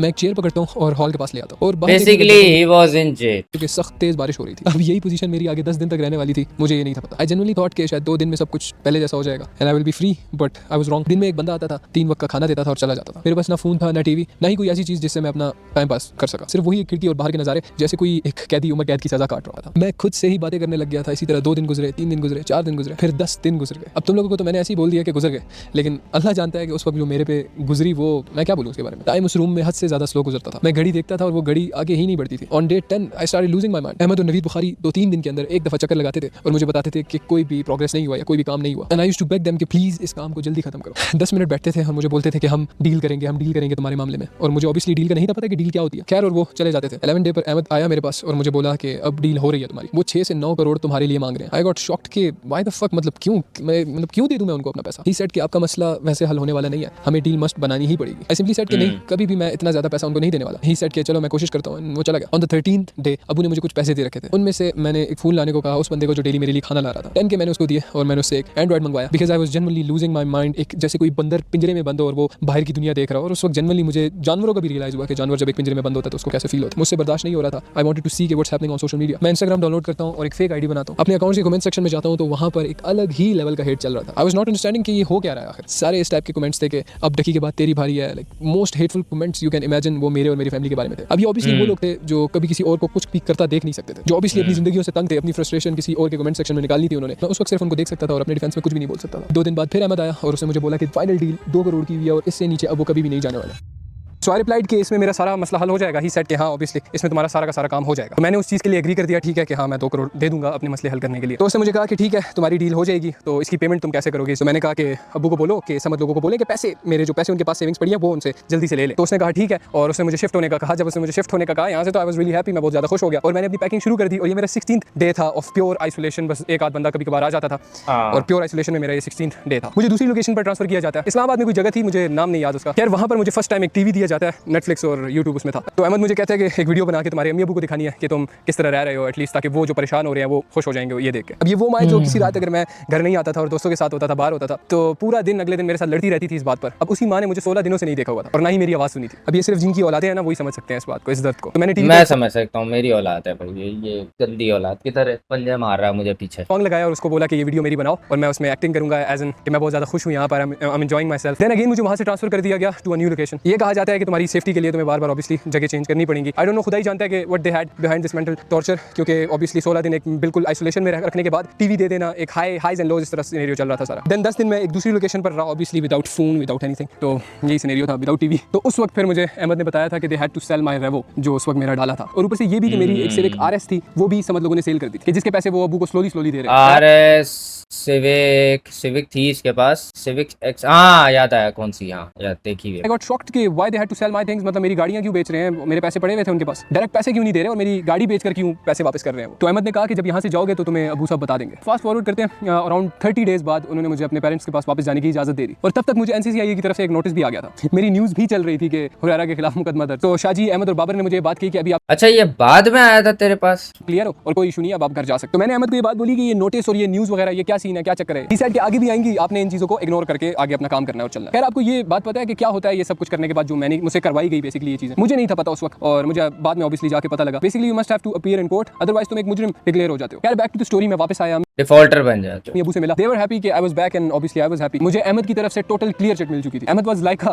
सेवियर टू अस, एक मददगार जिसने मुसीबत में हमारी मदद की, ऐसा हम लोग सोच रहे थे। 30 दिन किडनैप रहने के बाद मुझे अहमद ने लो रहने का कहा कि तुम बाहर वगैरह नहीं जाओगे। अब मैं अबू से मिल सकता था, सऊद मेरे साथ था, so I was good with that. मैंने एक अपार्टमेंट रेंट किया अटक के अंदर और उसने मुझे सख्ती से बाहर जाने से मना किया हुआ था। वो डेली मुझसे मिलने आता था और हर एक चीज मुझसे पूछते थे। बेसिकली यार वो मुझे अपनी सुपरविजन में रखा हुआ था, उन लोगों ने मेरे पे नजर रखी हुई थी गाड़ी की समझ। ऑब्वियसली उस वक्त तक मैं इतना ज्यादा मैनिपुलेटेड था कि मैं उनकी ऑब्वियसली सारी बातें मान रहा। अब इस तरह वक्त गुजरता गया और 30 दिन और ज्यादा निकल गए, मतलब टोटल 60 दिन अभी हो गए थे। इसका मतलब 2 मंथ्स तक मैंने कोई भी काम वगैरह नहीं किया। मेरा सिर्फ इस चीज की वजह से इतना ज्यादा फाइनेंशियली नुकसान हुआ था कि मैंने अहमद को बेग किया कि प्लीज मुझे अपना काम स्टार्ट करने दो, मैं ताकि ट्रेडिंग एटलीस्ट कर सकूं, मैं कुछ तो करूं यार। देन उसके बाद मुझे अपने फोन्स एंड लैपटॉप्स दिए गए और मैंने ट्रेड करना स्टार्ट कर दिया कि ऑब्वियसली आई नीडेड मनी। अब ऑब्वियसली उन 30 दिन में बहुत कुछ हुआ। मेरे साथ मेरे दोस्त थे जो पैसे से भी पहले के थे और वो अभी भी साथ थे और हम हंसते खेलते एंड सबसे important topic of the video realisation, ऐसी रियलाइजेशन जिसने मेरी लाइफ बदली। अब जब मैं गायब हुआ था तो मेरे अम्मी अबू कांटेक्ट में थे समझ लोगों के साथ, एंड समझ लोगों को इस बात का बिल्कुल भी अंदाजा नहीं था कि मेरे अम्मी अबू को पता है कि मैं सेफ हूं या कहीं किडनैप नहीं हुआ। किडनैप तो ऑब्वियसली मैं हुआ था, मेरे अम्मी अबू को नहीं था पता कि मैं कहां ठहर रहा हूं और ना ही मुझे पता था कि मैं कहां ठहर रहा हूं। अल्लाह बेहतर जानता है कि उनके क्या प्लान्स। अब वो तो शायद मैं बातें मान रहा था उनकी सारी, मेरे अबू बातें मान रहे थे, तो इट वाज वेरी इजी। अगर ना मानता तो मे बी शायद कुछ बहुत बुरा हो सकता था मेरे। और मेरे अबू जब भी समझ लोगों से ये बात पूछते थे कि हुरैरा कहां है, हुरैरा से कांटेक्ट हो, तो वो बोलते थे नहीं हमारा कोई भी कांटेक्ट नहीं हुआ, लेकिन हमारी टीम लगी हुई है उसको ढूंढने में। कभी वो मेरे अबू को कोई फिल्म डालते थे तो कभी कोई, जैसे कि कभी कहते थे कि हमें हुरैरा की लोकेशन मिल गई है और वो फलाना जगह पे है, तो कभी कोई और। तो इसी दौरान मेरी अम्मी ने मेरे अबू पर इस बात पे प्रेशर डाला कि जो हुरैरा का सामान है, जो हुरैरा की सारी चीजें हैं, वो समझ लोगों से वापस ले, क्योंकि एट दिस पॉइंट मेरी अम्मी को 100% इस बात पे कंफर्मेशन हो गई थी काइंड ऑफ स्कैमर्स हैं और उन्होंने स्कैम किया। लेकिन सच बताऊं तो मेरी अम्मी भी मुझे ये बात कहती है कि इस चीज का कोई सबूत नहीं था मेरे पास, मैं कैसे तुझे कन्विंस करती हाँ। इस बात के लिए। मेरे अबू ने एक एक करके वो सारी चीजें वापस लेना शुरू कर अबे यार माँ बाप को फीलिंग आ जाती है यार, आई डोंट नो हाउ। जिनमें मेरी गाड़ियां और ऑफिस का सामान था। मैंने तुम लोगों को बताया था कि मेरी सिविक RS 2024 मॉडल भी थी एक, वो समझ लोगों ने सेल कर दी थी। मैंने लिटरली उनको अपनी गाड़ियां दे रखी थी फॉर नॉर्मल यूज। तो खुद इमेजिन कर लो आगे के तुम लोगों को उनका पॉडकास्ट याद होगा जिसमें एक जगह उन लोगों ने ये बताया था कि हम हुरैरा का सामान वापस कर रहे हैं, और सबूत के तौर पर उन लोगों ने वो वीडियोस दिखाई, वो CCTV फुटेज दिखाई जहां पर ऑब्वियसली वो मेरा सामान मुझे वापस कर रहे हैं। और वहीं पर ये बात भी बोल रहे हैं कि हम हुरैरा के इन्वेस्टर्स थे और दोस्त नहीं, ये बात, और दोस्त नहीं थे, इन्वेस्टर्स थे। लेकिन आपका उसका कनेक्शन क्या था? कनेक्शन हमारा इन्वेस्टर थे हम उसके। अच्छा, दोस्त नहीं थे? दोस्त नहीं थे। तो भाई आप मुझे सामान क्यों वापस कर रहे हो? आप मेरी गाड़ियां क्यों यूज कर रहे थे ये इसकी गाड़ी है, जो आई आपको नो मुझे फिर आई वापस नो। करनी पड़ रही? मतलब कहाँ इस बात की सेंस बनती है कि आप मेरे इन्वेस्टर्स हैं, इस तरह तो मैं आपका इन्वेस्टर हुआ। कभी तुम लोग बोलते हो कि तुम मेरे इन्वेस्टर्स थे, तो कभी तुम बोलते हो नहीं ये सब कुछ जो हमने किया वो तो हमने यारी दोस्ती में किया। यार मतलब लिखत पड़ा कुछ भी नहीं है, वो हम दोस्ती यारी में हमने कर लिया था। अगर मैंने आपका हाँ। करोड़ों का नुकसान किया था तो आप मेरे साथ झक मार रहे थे, तो आप मेरे तलवे चाट रहे थे। ये देखो, हाँ। ये गाइस मेरे स्लेव्स हैं, ये मेरे गुलाम हैं। Hello slave. हां, तो दीज आर माय स्लेव्स। मतलब इतने अच्छे थे आप लोग कि आपका मैंने करोड़ों का नुकसान किया और आप मेरे लिए झाड़ू भी मार रहे हो, मेरे कपड़े हाँ। इस्त्री कर रहे हो। अम्मी अम्मी अम्मी की तरह मेरे लिए काम कर रहे हो। चलो वो तो मैंने उस वक्त भाईचारे की तरह देखा था, लेकिन अब समझ आई कि उसको तलवे चाटना बोलते हैं। वो जो क्लिप तुमने हाँ। देखी थी जहां पर मेरे अब्बू मेरी ही चीजें वापस ले रहे थे और ऑब्वियसली उन्होंने पॉडकास्ट में तुम्हें मैनिपुलेट करने के लिए लगा दी। आई जस्ट डोंट नो कि लोग इतने भी जाहिल हो सकते हैं कि वो चीजें देख के उनको प्योर फैक्ट समझकर मुझे हेट दे रहे थे। यार क्या सोशल मीडिया पे ऐसा होता है कि दो बिना कॉन्टेक्स्ट के क्लिप अटैच करके 1000 झूठ बोलते हैं, क्या वो चीज सच बन जाती है? ऐसा होता है क्या? नहीं नहीं है, उसने शो इस तरह किया था कि मतलब वो जो है अपने पर्सपेक्टिव से उसने वीडियो दिखाई, अपना एक जो है बना के इल्यूजन उसने लोगों को वो वीडियो दिखाई। ये केस खैर सामिया वाले उसमें भी हुआ था, जिसमें हमें पहले लग रहा था कि सामिया किडनैप हो रही है। बाद में जब हमने दूसरे नजरिए से उसको देखा तो हमें पता चला कि वो किडनैप नहीं हो रही थी, वो खुद घुसी थी गाड़ी के अंदर। तो ये इल्यूजन क्रिएट करके आप किसी भी वीडियो को गलत दिखा सकते हो, ये भी होता है। अच्छा, ये पॉडकास्ट उन्होंने क्यों की थी ये भी मैं आगे बताता हूं। Back to the story. तो जैसे मैंने तुम लोगों को बताया था कि मेरे अम्मी अब्बू को कंफर्मेशन हो गई थी इस बात की कि समद अब्दुल्ला ने मेरा पैसा खाया, और ये मुझे ओवर एंड ओवर अगेन उन्होंने समझाने की कोशिश भी की। मेरी ऑलमोस्ट डेली इस बात पर लड़ाई होती थी कि नहीं वो ऐसा नहीं कर सकते, वो मेरे भाई हैं, and they were trying to convince me कि ऑब्वियसली ऐसा नहीं है। मुझे बहुत ज्यादा समझा रहे थे और मैं नहीं मान रहा। तुम्हें याद होगा ना, स्टार्ट में मेरे अब्बू ने एक लाइन कही थी कि तू हमारी बात क्यों नहीं मानता, और बहुत ही शर्मिंदा होकर मुझे बताना पड़ रहा है कि आज मैं जिस हाल पर भी हूं, वो सब सिर्फ इस वजह से कि वो मैंने अपने माँ बाप की बात नहीं मानी थी। और ये लड़ाई मेरी तब से अपने अम्मी अब्बू के साथ चल रही थी जब से समद और अब्दुल्ला आए थे, और ये मुझे बात over and over again, obviously उनको दुनिया का तजुर्बा था, मुझे समझाते रहते थे और मैं total denial. And back to the story, Samad और अब्दुल्ला ने डिनाई कर दिया था कि मेरा कोई भी पैसा उनके पास नहीं पड़ा, जबकि उन्होंने मेरे दोस्त लक्ष्मण से भी पैसे मंगवाए थे जिस टाइम मैं गायब हुआ था। अराउंड $30K थे वो जो उन्होंने लक्ष्मण से मंगवाए थे, और वो अराउंड करोड़ बनता है, करोड़ से थोड़ा सा नीचे बनता है, इसी तरह का पैसा उन लोगों ने लक्ष्मण से भी मंगवाया था। और ये बात मुझे भी बाद में पता लगी थी। तो ये सारा सामान उन्होंने वापस कर दिया और समद लोगों ने मेरा नाम लेना भी छोड़ दिया, ये बोल के कि ये चीज़ हमारे बस में नहीं है, हुरैरा से हमारा कॉन्टैक्ट नहीं हो रहा। और ये बात उन लोगों ने पॉडकास्ट में भी एडमिट की। ऑब्वियसली उनका यही प्लान था कि वो जो थोड़ा बहुत मेरे पास बच गया था वो भी हड़पने का, कि मैं गायब रहूंगा और वो पीछे से सारा पैसा लेके। अच्छा, ये चीज़ मैं क्लियर कर दूं कि जो गाड़ियां मेरे नाम पर नहीं थी दे सोल्ड देम, और जो मेरी गाड़ियां थी ऑब्वियसली और वो उन्होंने वापस कर दी। जैसे कि मैंने बताया था, डाला मेरे नाम पर था और डाला तो उन्होंने ऑब्वियसली BMW नहीं थी, हाँ। किसी और के हाथों लिखा था, लेकिन मार्क एक्स उन्होंने वापस कर दिया। वो मुझे ये बात कहते थे कि अगर तू महंगी गाड़ियां अपने नाम पर करवाएगा तो तुझे FBR वाले उठा के ले जाएंगे। और अब मुझे ये बात बताते हुए भी हंसी आती। अब BMW की बात है तो मेरे गायब हुए कुछ 40-45 दिन हो गए थे। मैं अपनी जनरली गाड़ी के लिए तरस गया था भाई, जो कि मेरी प्राइस पोजीशन थी। I love that car. तो मैं शोरूम चला जाता हूं जहां मेरी BMW खड़ी थी। तो जब समझ लोगों को BMW का बोला था तो उन्होंने बोला कि शोरूम में खड़ी। तो जब समझ लोगों को हमने बोला कि हमें हमारी BMW वापस करो, वो ब्लू वाली, तो उन्होंने बोला शोरूम में खड़ी हुई है, हम लेके नहीं भाग रहे, आप जाके ले लें। वो इस तरह उन्होंने बात की। मैंने कहा ठीक है, लेकिन उस दौरान सैडली उन्होंने BMW किसी और बंदे के नाम पर कर दी थी और वो भी उनका अपना ही बंदा था। और ऑब्वियसली ये उन्हीं दिनों में हुआ जब मैं गायब था। और पॉडकास्ट में समझ ने ये बात बोली थी कि ये गया था शोरूम और फिर हमने राहील को बोल के मना कर दिया था, क्योंकि ऑब्वियसली BMW उनकी थी। मुझे उन्हें सख्त मना किया हुआ था बाहर निकलने से। तो मैं कुछ दिनों तक वापस शोरूम पर नहीं गया, और जब मैं गया वापस तो मुझे बताया गया कि अगले ही दिन वो BMW लेकर वहां से गायब हो गए थे। लेकिन मैं अपने अम्मी से इस बात पर लड़ी रहा था कि नहीं, वो लोग डर गए होंगे, इस वजह से उन्होंने मेरी गाड़ी भी सेव कर लिया या छुपा लिया। और ऑब्वियसली मेरे अम्मी इस बात पर लड़ रहे थे, मुझे समझा रहे थे, और इसी गुस्से में मैं अपने घर से निकल गया। आई जस्ट डोंट नो कि क्या घोल कर पिलाया हुआ था कि मैंने इतना ज्यादा ट्रस्ट उन पर किया ही किस तरह। मेरी अम्मी मेरे सामने रो रही थी और मैं उनको ये बोल रहा था कि आप लोग मुझे समझ नहीं पा रहे, आप लोग नहीं समझते, मैं ज्यादा बेहतर जानता हूं। I was not believing a single thing, I was not understanding anything. You guys won't believe कि उसके आगे क्या हुआ। मैं घर से निकला तो मुझे राहील की कॉल आती है। मैं नॉर्मल उनसे बात कर रहा था, अपने मसले शेयर कर रहा था। मैंने राहील को बोला कि वो लोग गायब हुए हैं, मेरी सारी गाड़ियां, मेरा सब कुछ, बीच में मेरी BMW 3.5 करोड़ की, वही ओफक वाला मोमेंट जो था जो कि मैंने तुम्हें पीछे बताया था स्टोरी में। तो राहील ने मुझे टोका था और बोला था 2.2 की, तो यहाँ से तैयार होकर गई है। तो मैं कुछ देर चुप हुआ। मैंने राहील भाई से पूछा कि राहील भाई क्या बात कर रहे हैं आप। He again said the same thing. मैंने अगेन पूछा कि राहील भाई क्या बोल रहे हैं, and obviously he said the same thing again. मैं जस्ट वो सुन रहा था और मेरा फोन कान के साथ लगा हुआ है, एंड आई एम ड्राइविंग। मुझे लिटरली इस चीज का अंदाजा ही नहीं हो रहा था कि मैं ड्राइव कर रहा हूं, और मैंने कैसे ड्राइव किया वो भी नहीं जानता। एंड मैंने राहील भाई को बोला कि राहील भाई मैंने 3.5 करोड़ दिए हैं उस BMW के लिए। राहील ऑब्वियसली डायरेक्ट समझ गया था, उसने मुझे बोला कि ऐसे ही करते हैं यार अपने, और अपने ही करते हैं। और उसने मुझे बोला ख्याल रखो, और उसने कॉल काट, क्योंकि मैं शॉक में था और एकदम चुप था। मेरी आंख से एक आंसू गिरा, मुझे फील हुआ वो, और मेरी आंखों के सामने एक ऐसा फ्लैश चला कि कहां मेरे साथ धोखा हुआ है या हुआ हो, वो सब कुछ मुझे विद इन सेकंड्स अपनी आंखों के सामने नजर आया। खैर अगले ही दिन मैंने अम्मी अबू के साथ ये चीज शेयर की। उन्होंने मुझे ये बात कही कि आस्क एनीवन, किसी भी चीज के बारे में, उन्होंने उसमें तुझसे अच्छा पैसा खाया। तो मुझे रैंडमली याद आता है कि एक बार मेरी BMW का एसी का कंप्रेसर खराब हुआ था और समद ने मुझे कहा था कि ऐसी ना चलाया कर, ना रगड़ा कर ऐसी गाड़ी, अब खराब हो गई है ना, देखना इस पर सही पैसे लगेंगे, एक बड़े भाई की तरह। और ये कहते हैं कि अब इस पर 10 लाख का खर्चा आएगा। मैं कहा 10 लाख? ये चीज जानने के लिए मैंने रहील को कॉल की। तो मैंने रहील भाई को कॉल मिलाई और मैंने पूछा, रहील भाई एक बार मेरा एसी का कंप्रेसर खराब हुआ था, वो कितने में ठीक हुआ था? ही रिप्लाइड 1.5 लाख रुपए में। I was dead in shock और मुझे साथ में हंसी भी आ रही थी। आई स्टार्टेड लाफिंग और वो भी गुस्से से। मैंने रहील भाई को बोला कि रहील भाई मैंने उस चीज के लिए 10 लाख रुपए दिए। तभी मुझे रियलाइज हुआ कि एक बार मैं मलेशिया में था। आई स्टार्टेड क्राइंग कि मेरे फाइनेंस ठीक क्यों नहीं हो रहे, why I am still struggling, इतना पैसा कमाने के बावजूद भी। मैंने ये बात अब्दुल्ला 1.5 लाख की चीज थी और उन्होंने उसके 10 लाख रुपए लिए और 1.5 लाख लगा के बाकी फिर उसको जेब में डाल लिया। यार कितना खींच रहे थे भाई, बहुत खींच रहे थे। भाई आपने फलाना जगह वो कढ़ाई खाई थी ना, तो मैंने उसको बोला कि कौन सी ऐसी कढ़ाई है या कौन सा मैं एक्सपेंस कर रहा हूँ जो 10 लाख पे जा रहा है इस 30 दिन के दौरान। नाउ आई वांट कि तुम उस रियलाइजेशन वाले पार्ट को थोड़ी देर के लिए भूल हाँ जाओ। ये और उससे बताया था इसने कि कढ़ाइया वड़ाइया खाते थे, जो भी खाना खाते थे उस पे 8-8 10-10 लाख रुपए लग जाते थे भाई। थोड़ा सा पीछे चलो, जब वो समझ लोग मेरे लिए मेरे भाई।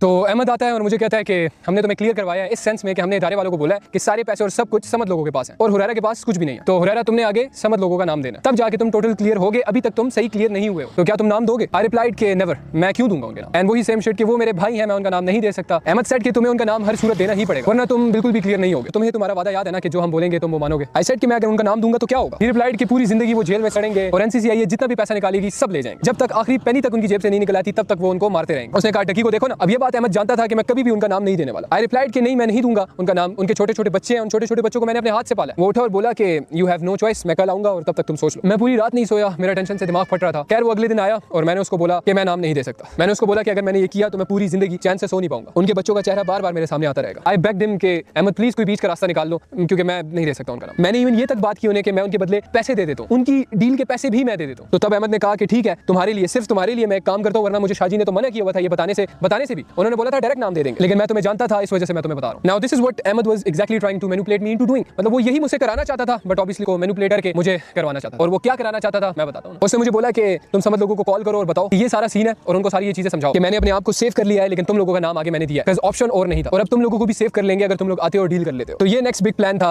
अहमद का। सो आई सेड ठीक है एनीथिंग टू सेव देम, मैं कुछ भी मतलब इसने अहमद ने इससे खींच लिए थे और अब वो शायद समद लोगों को टारगेट बना रहा था, ये सोचते हुए कि सारे पैसे समद वगैरह के पास ही होते हैं इसके, तो उनको टारगेट किया जाए, जहां तक मैं समझ पा रहा हूँ चीज को। अपने फोन उठाए तब तक ऑब्वियसली मुझे मेरे फोन मिल चुके थे। तो मैं समद को उसी स्नैपचैट पर कॉल करता हूँ जिसमें मैंने उनसे पहले राब्ता किया था और समद ने डायरेक्ट मेरी कॉल उठा ली। आई वाज एक्सपेक्टिंग कि समद शायद मेरी आवाज सुन के रो पड़ेगा बिकॉज़ ऑफ टेंशन, जैसे कि मेरी अम्मी रोई थी, जैसे कि मेरा अबू रोया था मुझे देख। आई सेड हेलो मैं हुरैरा हूँ, सेफ हूँ, एकदम ठीक हूँ। His reaction was very cringe, obviously shocked के where the fuck he came from, क्योंकि ऑब्वियसली वो तो सोच रहे थे कि उनका काम आसान हो गया था। हिज रिएक्शन वाज कि हां सुना क्या हुआ, like so casually. I got cringe ये सुन के कि भाई तेरा भाई जिंदा है, तू इस बात पर खुश नहीं है, कैसा भाई है तू। खैर मैंने बात डायरेक्ट शुरू की, मैंने उसको समझाया कि मैं सेफ हूँ और साथ में मैंने उसे ये भी समझाया कि मुझे क्लियर चिट मिल गई है और मैंने वो भी बता दिया जो मुझे बताने से सख्त मना किया गया था कि मैंने 2 करोड़ में अपनी डील करवाई है, 2 करोड़ मैंने NCCI को दिए हैं, बट एक शर्त पर कि मैंने आगे तुम्हारा नाम दिया। They got angry and started saying कि हमने क्या किया है भाई। मैंने उनको खुल के सब बताया, हमारी काफी अच्छी खासी बात हुई। मैंने उसी में पूछा कि मेरे पैसे कहां हैं। दे सेड लंबी स्टोरी है, मिलकर बताएंगे एक्सेट्रा, और बात को घुमा दी। एंड अगेन आई सेड कि पैसे तुम्हारे पास ही है ना। दे रिप्लाइड के मिल के बताएंगे, अगेन ऑब्वियसली बात घुमा दी। इतनी देर में अहमद और अबू आ गए और मैंने कॉल काट दी ये बोल के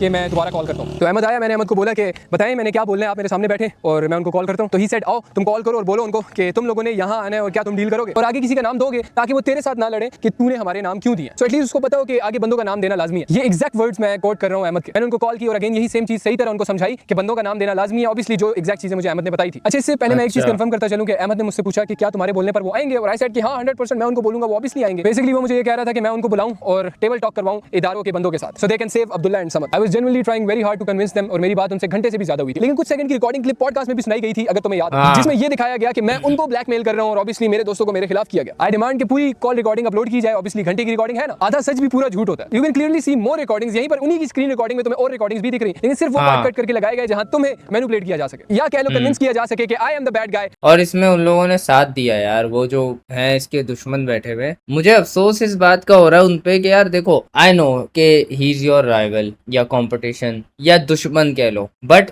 दुश्मन के साथ आप इतनी भी दुश्मनी नहीं निकालो कि आप वो चीज नहीं सह सको कल को अगर आपके ऊपर आए तो। मतलब आप कितना नीच हुए हो, आपको ये बात शायद अभी अंदाजा होगी। अहमद की बात कर रहा हूँ, अहमद नाम है ना शायद उसका, मैं नाम भूल गया उसका, तो मैं उसकी बात कर रहा हूँ कि यार इतना भी दुश्मनी नहीं निकालनी चाहिए किसी के साथ। बस ये सोच के निकाला करो कि आप वो चीज सह सकते हो कि नहीं कल को अगर आप पे आए तो। कि मतलब आप उसके दुश्मन के साथ बैठ रहे हो जिसने उसके साथ स्कैम किया है, जिसने उसके करोड़ों रुपए खाए हैं, और उसके बाद फिर आप ये शायद जान गए थे कि ये झूठ बोल रहा है, बट उसको भी आप बोलने दे रहे हो। क्यों? क्योंकि वो आपके एक ऐसे बंदे के खिलाफ बोल रहा है जिससे आप नफरत करते हो। नफरत में आप इतने अंधे हो गए हो कि आप एक चोर का साथ दे रहे हो, आप एक झूठे बंदे का साथ दे रहे हो, ये जानते हुए भी कि वो बंदा गलत है। आप अगर यही चीज अगर आप न्यूट्रल होकर सोचते, आप बोलते कि यार आधे घंटे की रिकॉर्डिंग है, आपने मुझे 4 मिनट का या 1 मिनट का या 2 मिनट का क्लिप क्यों दिया, इस पूरे आधे घंटे में क्या बात हुई है? फजूल बातें तो नहीं हुई होंगी आधे घंटे 1 घंटे तक, कुछ तो पॉइंट की बातें वहां भी होंगी। तो आपने लेकिन जरूरी नहीं समझा कि आप बोला, आपने सिर्फ बोला कि यार मतलब की चीजें दे दो जिससे हम इसको गंदा कर सके। इतना आप लोग हेट में जो है अंधे हो गए हो कि आप लोगों को बस नंगा करना है अगले को। Dam social media. खैर मैंने उनसे बात की, उन्हें कन्विंस करने की कोशिश की। यहाँ तुम लोग 2 पॉइंट्स नोट करना। एक कि मेरे अबू ने कहा था मुझे कि तू उनको पैसे का बोलेगा और वो कभी भी नहीं देंगे, ना ही अपना ना ही तेरा, और ना ही उनके पास खुद कुछ भी अपना है। तो उनको ये बात बोल कि अपनी जमीनें बेचो और पैसे दे दो। मैं एक बात कह रहा हूं, ठीक है, एक बात है, सीधी सी बात है, तू बोला ना संजय, ठीक है, अब्दुल्ला की एक जमीन पकड़, अब्दुल्ला की जमीन बेच, जितने चाहे 20 करोड़ बंदे 25 करोड़ बंदे दे सकता है। इतना तो है ही नहीं यार, इतना तो है ही नहीं। मैं ये बोल रहा हूं, अब्दुल्ला की जमीन पकड़, एक दे, बात का काम हमारा है, बात का काम मेरा है, तू हमारा। अब ये चीज उन्होंने लगाई थी कि अब्बे की जमीन पकड़ बेच दे और पैसे दे दे। मतलब इसके पास उस वक्त पैसे थे नहीं, तो इसने बोला कि अभी तुम लोग अब्बे की जमीन बेचो और वो पैसे तुम लोग दे दो, उसके बाद मैं तुम्हें वो पैसे दे दूंगा। इसने बेसिकली ये बात बोली थी, बट उसको एक गलत रुख दे दिया गया कि वो हमें ब्लैकमेल कर रहा है कि अब्बे की जमीनें बेचो, सब बेचो और पैसे निकालो किसी तरह से। बना लेंगे, अभी जान ज्यादा कीमती है। कसम खुदा की उस पाक जात की, एग्जैक्ट मेरे वर्ड्स ये थे। अब मेरे पास कोई भी इस चीज का सबूत नहीं है कि obviously I was recording, और ना ही मुझे कोई उम्मीद थी कि वो ऐसा करेंगे। And second point, when I said कि तुम्हें बंदे देने होंगे, आई मेड श्योर कि ऐसी कोई भी स्टोरी नहीं है। It was just to convince them, जो कि मुझे लगता था कि अपनी जान बचा सकते हैं। एंड जैसे ही समझ लोगों ने मुझसे पूछा कि किसका नाम देंगे, तो तुम क्लियर वीडियो रिकॉर्डिंग में कुछ सेकंड के लिए म्यूट देख सकते हो। तो हमसे अगला बंदा मांगेंगे तो हम अगला बंदा क्या देंगे? एक सेकंड मुझे पूछने दे। कोई भी आउट है, परफेक्ट ट्रेडर को मंडवा देंगे। परफेक्ट ट्रेडर को सिंपल, मुझे तो सारी चीजें भी पता है उसकी, उसको मंडवा देंगे और वो तो सऊदी अरब में बैठा हुआ है मेरे ख्याल से, उसको मंडवा देंगे, वो आ भी नहीं सकता। एंड उस कुछ सेकंड के म्यूट में अहमद मेरे सामने बैठा हुआ था। मैंने उससे पूछा कि हाँ मैं क्या करूं, तो अहमद सेड कि अपने दोस्तों का नाम ले लो। आई अगेन मेड श्योर कि ऐसा कोई चक्कर तो नहीं है ना, ये जस्ट एक अभी झूठ बोल रहे हैं ना। He said no, confirming that, and मैंने बोल दिया it was a total video आगे हुई है, वैसे फास्ट फॉरवर्ड की है, म्यूट वगैरह की है। मुझे ऑब्वियसली किसी का कुछ भी नहीं था पता। एंड इवन रिकॉर्डिंग में भी तुम ये देख सकते हो कि मैंने बोला है कि वो बाहर बैठे हुए हैं, तो इसलिए उनका कोई भी मसला नहीं होगा। वल्लाही I never had bad intentions for anybody, it was just to convince them कि इसीलिए मैंने समद और अब्दुल्ला का नाम दिया। And it was just a made up story and it was totally controlled by obviously Ahmed. वल्लाही तब भी मैंने किसी का बुरा नहीं सोचा। तो जब अहमद का ये प्लान नहीं चला समद लोगों से पैसे खाने का, और जब मैंने उसको ये बताया कि मुझे समद लोगों की सारी रियलिटी पता लग गई है, he came with a new plan to ruin my life. He said कि मैं तुम्हारा सारा पैसा समद लोगों से रिकवर करवा दूंगा। बेसिकली मुझे उस वक्त ऐसी ट्रक की बत्ती के पीछे लगाया जा रहा था कि मैं जिससे जितना भी चाहूं उसको मैं कभी भी पकड़ नहीं सकता था। अब इससे मेरा क्या मतलब था मैं समझाता हूं। इसी तरह 1 हफ्ता गुजरा, 2 हफ्ते गुजरे, 3 हफ्ते गुजरे, और गुजरते गुजरते 2 महीने और गुजर गए। उन 2 महीनों के अंदर सबसे पहला काम जो मैंने किया था वो था कि पुलिस स्टेशन में जाके कंप्लेन रजिस्टर करवाई थी, जिसका जिक्र समद ने पॉडकास्ट में भी किया था। और ये बोला था कि वो उसके बाद आया भी नहीं था कंप्लेन रजिस्टर करवाने के बाद। ये 100% सही बोला उसने, ये ऑब्वियसली 100% सच बोला था उसने। मैं बताता हूं क्यों। तो बेसिकली ये फर्स्ट स्टेप था to get close to Abdullah and Samad. तो देखो अहमद मेरी मदद नहीं कर रहा था, बेसिकली अहमद अपनी मदद करना चाहता था। इसमें शाजी, बाबर और अहमद शामिल थे। वो पहली और आखिरी दफा थी कि मैं उस दौरान पुलिस स्टेशन गया था। उसके बाद 3 से 4 दफा अहमद लोगों ने ये इस तरह की कहानी डाली कि समद लोग बहुत ज्यादा प्रेशर में है, वो पैसे देने के लिए 100% रेडी है। हर बारी वो एक ऐसी कहानी डालता था कि हम पुलिस स्टेशन जाएंगे, तुम रेडी हो जाओ, और एंड पर ही आते मना कर देता था। इसी तरह बार बार करता था और काउंटलेस लोगों से मुझे मिलवाता था ये बोल के कि ये आपका मसला सॉल्व कराएंगे। किसी रैंडम चाय के ढाबे पर मुलाकातें होती थी। एंड व्हेन आई से काउंटलेस, तो मतलब जेन्युइनली मैं काउंट ही भूल गया हूं कि इतनी दफा मैं इन रैंडम लोगों से रैंडम जगहों पर मिला। मतलब ये तो अब खैर पार्ट बहुत लंबा है। वो यही कह रहा है कि मतलब कि अहमद जो है वो अब समझ लोगों को फंसाने की शायद कोशिश कर रहा है। हर बारी बंदे चेंज होते थे और मैं उनको अपनी पूरी स्टोरी सुनाता था। मेरी ट्रेडिंग इतनी ज्यादा इफेक्ट हो रही थी और मैं हर दिन ये समझ रहा था कि शायद आज मसला हल हो जाएगा, आज मसला हल हो जाएगा। और ऑलमोस्ट इस चक्कर में अहमद मुझे पूरा दिन अपना काम नहीं करने देता था, रैंडम लोगों से मिलवाता था। लेट्स सपोज 2 बजे से वो मुझे लेके जाता था अपने साथ, तो रात को कहीं 12-1 बजे वो मुझे वापस घर छोड़ता था। तो इसी तरह 2 महीने गुजर गए। यहाँ पर मैं एक चीज इंक्लूड करना चाहता हूँ कि जिन लोगों से मैं मिलता था वो इदारे का होने का क्लेम करते थे। लेकिन उनके साथ टाइम फिक्स हुआ ना इदारों वालों के साथ, हम बंदा होता है, बंदा रिक्वेस्ट कर लेते हैं, ठीक। ये इसने मुझे बताया था, और जहाँ तक मुझे याद है कि मतलब वो फिर इसको फंसा के बैठा हुआ था कि इदारे वालों से मिल रहे हैं अब इस समझ लोगों के चक्कर में और इन चक्करों में हम लेट आएंगे, वैसा उनके साथ साल का 24 आवर्स पहले उन्होंने बताया हुआ है, फिर नाराज होंगे और फिर हमारा केस आगे नहीं चलेगा, मसला बन जाएगा हमारे लिए। हाँ, ये इसने मुझे याद है बताया। क्लेम करते थे कि उनका ताल्लुक किसी इदारे से। मैं और मेरे अबू 2-3 दिन में एक दिन पूरा का पूरा उनके साथ इसी तरह गुजारते थे। उस टाइम मुझे रियलाइज हुआ कि शायद मेरा पैसा मिलना मुश्किल है। आई वाज जेन्युइनली एग्जॉस्टेड। इसी दौरान मैं दिन रात एक करके अपने पैरों पे वापस खड़े होने लगा। आई was genuinely moving on from my past, because मुझे अपने स्किल पर इतना भरोसा था कि अगर मैं एक बार कर लिया तो मैं दोबारा भी कर सकता हूं। मैं जब भी रिलैक्स होने की थोड़ी बहुत कोशिश करता था, अहमद और शाजी दोबारा आ जाते थे एक नई टेंशन लेके। तो यही डील हुई थी अहमद लोगों की, समझ लोगों से, कि हम हुरैरा को इतना ज्यादा उलझा के रखेंगे कि हुरैरा तुम लोगों की तरफ आएगा ही नहीं और अपने ही मसलों में उलझा जाएगा। अहमद ने समझ लोगों तो मतलब अहमद फिर वहां लग गया था समझ लोगों के पास, और समझ लोगों के साथ मिलके वो फिर इसको उलझा रहा था कि फिर वो समझ के पास नहीं जा सके हुरैरा अपने पैसे रिकवर करने के लिए। बहुत गंदा उसने फंसाया हुआ था कि मतलब ख्वार करता रहता था और नए नए मसले लेके आता रहता था। पैसे लिए अब दोनों एक ही टीम में। अब यही डील की थी कि अब हम इसको उठने नहीं देंगे। तो इसी दौरान मैं सबको शॉक कर देता हूँ एक न्यू BMW लेके। ये बात अहमद को नहीं थी पता जब तक मैं वो BMW लेने नहीं गया। तो इससे 1 महीना पहले मैंने समझ लोगों को ब्रॉडकास्ट एंड स्टोरी पर एक छोटा सा एक्सपोज कर दिया था कि ये लोग मेरे साथ नहीं है, ताकि कल को ये किसी के साथ भी स्कैम करते हैं तो वो चीज मेरे पे ना आए। इनको लोग मेरी वजह से जानते थे। खैर एग्जैक्ट उस BMW के एक हफ्ते बाद वो लोग एक पॉडकास्ट के थ्रू सोशल मीडिया पर तूफान ले आते हैं। एक प्रॉपर वीडियो एक्सप्लेनेशन के लिए रेडी होता हूँ और जैसे ये बात अहमद को पता लगती है वो मुझे डायरेक्ट मना कर देता है, वो जो भी करते हैं तुमने रिप्लाई नहीं देना। अच्छा मेरी बात हुई थी ना टीम से, वो कह रहे हैं यार अच्छा उस टाइम ये अहमद के साथ था, ठीक है, मतलब उस टाइम भी जिस टाइम इसके ऊपर पॉडकास्ट बनी थी उस टाइम ये इसके कांटेक्ट में था। शुक्र कुछ दिन गुजरने के बाद मैंने अहमद को ये बात बोली कि मैं बहुत ज्यादा डिप्रेस्ड हो रहा हूँ, मेरा पर्सनल ब्रांड इफेक्ट हो रहा है, लोग मुझे गालियां दे रहे हैं। मैंने उसको बार बार इस चीज की दरख्वास्त की कि प्लीज मेरा हक मुझे दिलवा दें, and generally it was my limit. Basically मुझे एक डोपामिन बूस्ट देते थे। एक दिन ये बोलते थे कि आपका काम 100% हो गया और अगले ही दिन बोलते थे कि कोई उम्मीद नहीं है। बाकी आप हौसला रखें, चल आपको कह रहा हूँ काम होगा, इतनी बुरी भी बात नहीं है और ऐसे भी बुरे हालात नहीं है कि काम नहीं होगा। उन्होंने अगर इदारे वाला गारंटी दे रहा है किस बेस पे दे रहा होगा, ऐसे तो नहीं दे रहा। आपने पैसे आगे डाला लिया, 1 करोड़ रुपए लिए, तो अब आप कुछ करें तो सही ना। इसका काम हम कर रहे हैं ना, लगे मैं बिल्कुल इसका काम कर रहे हैं, छोड़े तो नहीं है। मैंने सारी चीजें जो बात होती है अपडेट होती है सारी साथ साथ मैं बता रहा हूँ, साथ में सारी इन्फॉर्मेशन होती है, तो साथ में लिंक लेके जाते हैं, इनके सामने सारी बात। अभी तो भाई मुझे कोई खास काम नजर नहीं आया, ऐसे लग ये अच्छा किया यार, मतलब अम्मी आगे लड़ी है इसकी इस बात पे, बहुत बहुत बड़ी बात है कि मतलब इसकी अम्मी ने स्टेप इन किया कि मैं बात करती हूँ उससे, और सही किया। टीम ने लिए थे ना इसके केस क्लियर करने के, जिससे जो अपना केस बना हुआ था। नहीं, वो तो अब आपके ऊपर है ना, क्योंकि हमने तो आपको दिए थे, जी जी तो वो तो अब आपकी जिम्मेदारी है कि आप आगे काम किस तरीके से करते हैं, क्योंकि हम हाँ तो मतलब जिम्मेदारी- इसने इनसे पैसे लिए थे कि मैं आपका सारा काम क्लियर करवा दूंगा, अहमद वाला, सॉरी क्या नाम था, समद वाला सारा। इनको कुछ भी नहीं जानते उन्होंने तो। अब समझ लोगों ने हमारे ऊपर इल्जाम लगाया है कि इदारों के नाम ले रही हैं, तो ये तो हम तो लाजमी बात है। हुरैरा ने तो वही बात की है कि आगे जो आपने इसको बताया है कि इदारों ने लिए, तो वो तो इस वजह से हाँ मतलब वो तो फिर इसकी कही भी थी ना कि यार समझ लोगों का मतलब नाम जो है देना पड़ेगा आपको, आपको आगे किसी को देना पड़ेगा, लेकिन वो चीज हुरैरा के अगेंस्ट यूज हो गई कि भाई उस बंदे ने जो है हमारे नाम इदारे में दी थी और हमें यूज कर रहा था और हमें हमारे घर वर बेचने का, जमीनें बेचने का बोल रहा था, वो तो उसके अगेंस्ट ही चली गई। लेकिन मैं वीडियो देख रहा था, मैं परेशान हो गया कि उनकी वालदा जो है कि वो कह रही है कि मेरे बेटे के साथ 30 करोड़ का स्कैम हुआ है। फिर ये गाड़ी पहली गाड़ी पे मैं रो रहा था, दूसरी पे ये। I knew it bro। गाड़ी कैसी लगी आंटी? बहुत प्यारी माशाल्लाह से, मुझे फख्र है अपने बेटे पे। इतने बड़े स्कैम के बाद कोई और पाँव पे खड़ा ना हो पाता जो इसके साथ हुआ, लेकिन मुझे फख्र है। That's life, खैर जो हुआ सो हुआ, fuck it, that's life, ठीक है खैर। और 30 करोड़ का स्कैम होने के बाद भी मेरा पाँव पे खड़ा हो गया बेटा। देखें, आपको अगर पता है कि आपके बेटे का स्कैम नहीं हुआ तो आपको क्या जरूरत है झूठ बोलने की? इस तरह का फितना फसाद। पैंच जो तेरे मुंह पे चमाट मारूं मैं खींच के पहले यार इससे मुझे बहुत नफरत हो रही है कंजर आदमी से। तुम्हें पता है नहीं भैंचोद के हो क्या रहा है पीछे स्टोरी में, तुम भैंचोद ऐसे बना रहे होगे, तुम्हारी उसकी अम्मी भी ऐसे आगे बोल रही है झूठ झूठ। आप यार गालियां बकूंगा मैं इस कंजर आदमी को। तुम इतने अंधे हो गए हो वाले इन चीजों में कि तुम्हें किसी की दर्द पे भी जो है उसको झूठा बोलना पड़ रहा है। तुम्हें ऐसी क्या मजबूरी है, ऐसा क्या कंपटीशन दे रहा है वो बंदा तुम्हें, या ऐसी क्या तुम्हारी गांड मार के रखी हुई है उसने कि तुम जो है कोई भी मौका ढूंढ के उसके जो है बदला लेने की कोशिश कर रहे हो। बहन चो शर्म होती है यार किसी इंसान में। इतने घटिया लोग, इस शक्ल के बहन चो घटिया लोग, इन लोगों का कुछ लेना देना है नहीं, इनको कुछ पता है नहीं, बस किसी स्कैमर को उठा लिया जिन्होंने उसके साथ स्कैम किया है, ऊपर से फिर उन्हीं को ही बहन चो विक्टिम ब्लेमिंग कर रहे हैं और उसकी माँ को भी गलत सलत बोल रहे हैं। तुम लोगों को बहन चो शर्म वरम है कि नहीं है? मतलब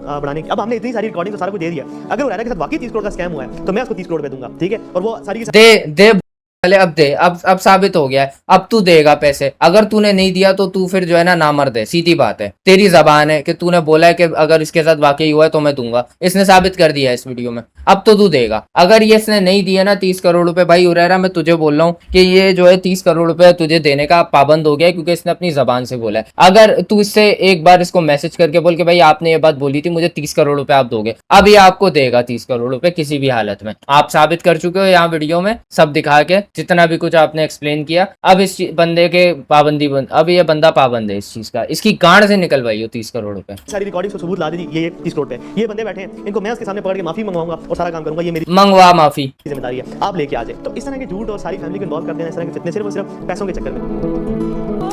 ये तुम लोग करते हो पैसों के चक्करों में। तुम लोगों घटिया ऐसे भैंचोद के तुम। अब देखो यार भैंचोद, मैं एक बात बताऊं, ये है बच्चा, सीधी बात है, ये है बच्चा, और ये सिर्फ और सिर्फ अपनी फैमिली को इसलिए लेके आता है क्योंकि ये अपनी स्टोरी जो है ना रखना चाहता है पूरी दुनिया के सामने कि यार मैं किन के साथ रह के आगे बढ़ाऊं। कुछ लोग आए, फिर उन्होंने उस चीज का फायदा उठाया इसके बचपने का, और फिर इसको चूतिया बनाया, जो कि ये है भी। मैं इसको इस बात पे पूरा बोलूंगा कि तू चूतिया है। अगर तू किसी बाहर वाले के लिए अपने माँ बाप से लड़ा, इस बात पे मैं तुझे लानत ही देना चाहूंगा भाई, सीधी बात है। इस बात पे तू भले बुरा मान, मेरे लंस है, लेकिन इस बात पे मैं लानत दूंगा कि तू अपने घर वालों से लड़ा इस बात पे कि बाहर वाले मेरे ज्यादा सगे हैं, और उस चीज का तुझे दिख गया। लेकिन खैर आगे जाके आप जो है उस चीज को रोक दे रहे हो कि बंदा सिर्फ पैसों के लिए इतना कुछ कर रहा है कि वो झूठ बोल रहा है, वो बंदा पैसों के लिए अपनी फैमिली को इन्वॉल्व करके लाके जो है आंसू रो रो के दिखा रहा है। भाई वो बंदा है ही ऐसा, ये इसकी नेचर है कमीने की कि मैं इसको मैं क्या बोलूं, इससे मैं मिला हुआ हूं, ये दो मिनट में ये खुल के सब कुछ आपको बता दे। ये इतना कोई चूतिया दिमाग का आदमी है, इमोशनल कहूंगा मैं इसको। इस बंदे को अपने अंदर कंट्रोल नहीं है अपने इमोशंस पे, और ये इसकी वीकनेस है जिसका आप लोग जो है फायदा उठा रहे हो और उसको फिर गलत रुख दे रहे हो कि ये सिंपैथी गेन करने के लिए ये हरकतें करता है। हालांकि मैं सही बताऊं ना, पर्सनली अगर मैं नहीं जानता, मैं इस बंदे को गलत बोल रहा होता, लेकिन मैं क्योंकि इसको पर्सनली जानता हूं, मैं इससे मिला हूं, मैं इसकी नेचर जानता हूं, तो मैं जानता हूं कि ये किस नेचर का आदमी है और क्या हरकतें ये बेवकूफी में करता है। While my family was already going through one of the darkest times of our lives, influencers were making videos and spreading things about us. Imagine that those words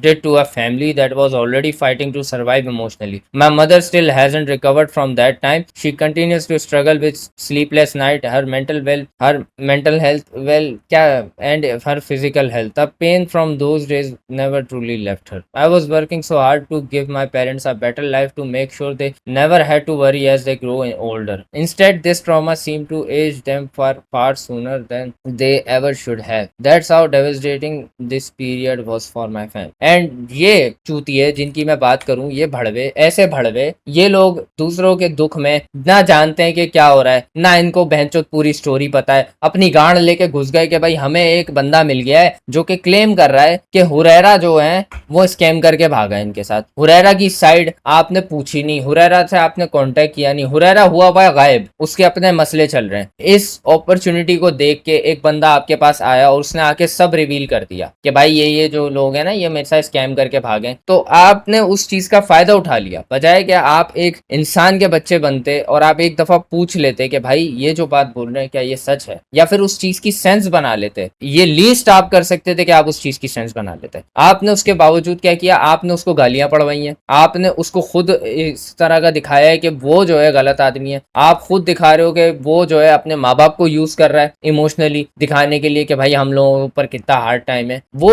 ये एक इंसान नहीं कर सकता हरकत जो आप लोगों ने की है। और इस बात पे भैंचोद मैं जो है ना, इस बंदे से जितनी नफरत करूं उतनी कम है, जितनी नफरत करूं उतनी कम है इस बंदे से। ये आप कर रहे हो just for the sake of views के हम लोग एक पॉडकास्ट बना देते हैं एक बंदे के ऊपर जो कि हमारा राइवल है, जो हमारी गांड जलाता है। भाई अगर आपको उसको जवाब देना है ना तो आप प्रोफेशनली जवाब दो। आप क्या हो, ट्रेडर हो ना, आप ट्रेडिंग से जवाब दो उस बंदे को, भेड़ चोद ये देख ये मैंने कमाया है, तेरे पास क्या है। इस तरह से आप एक दूसरे, इस तरह से ये एक हेल्दी राइवलरी होती है जिसमें आप किसी को पर्सनली जाके हर्ट नहीं कर रहे हो। यहाँ पे आप पर्सनल हो गए हो, बहुत ज्यादा पर्सनल हुए हो, आपने फैमिली तक को हर्ट किया है। आप उसकी माँ पे बात कर रहे हो, उसके माँ के आंसुओं को आप झूठा बोल रहे हो, उसकी माँ जो फील कर रही है दर्द।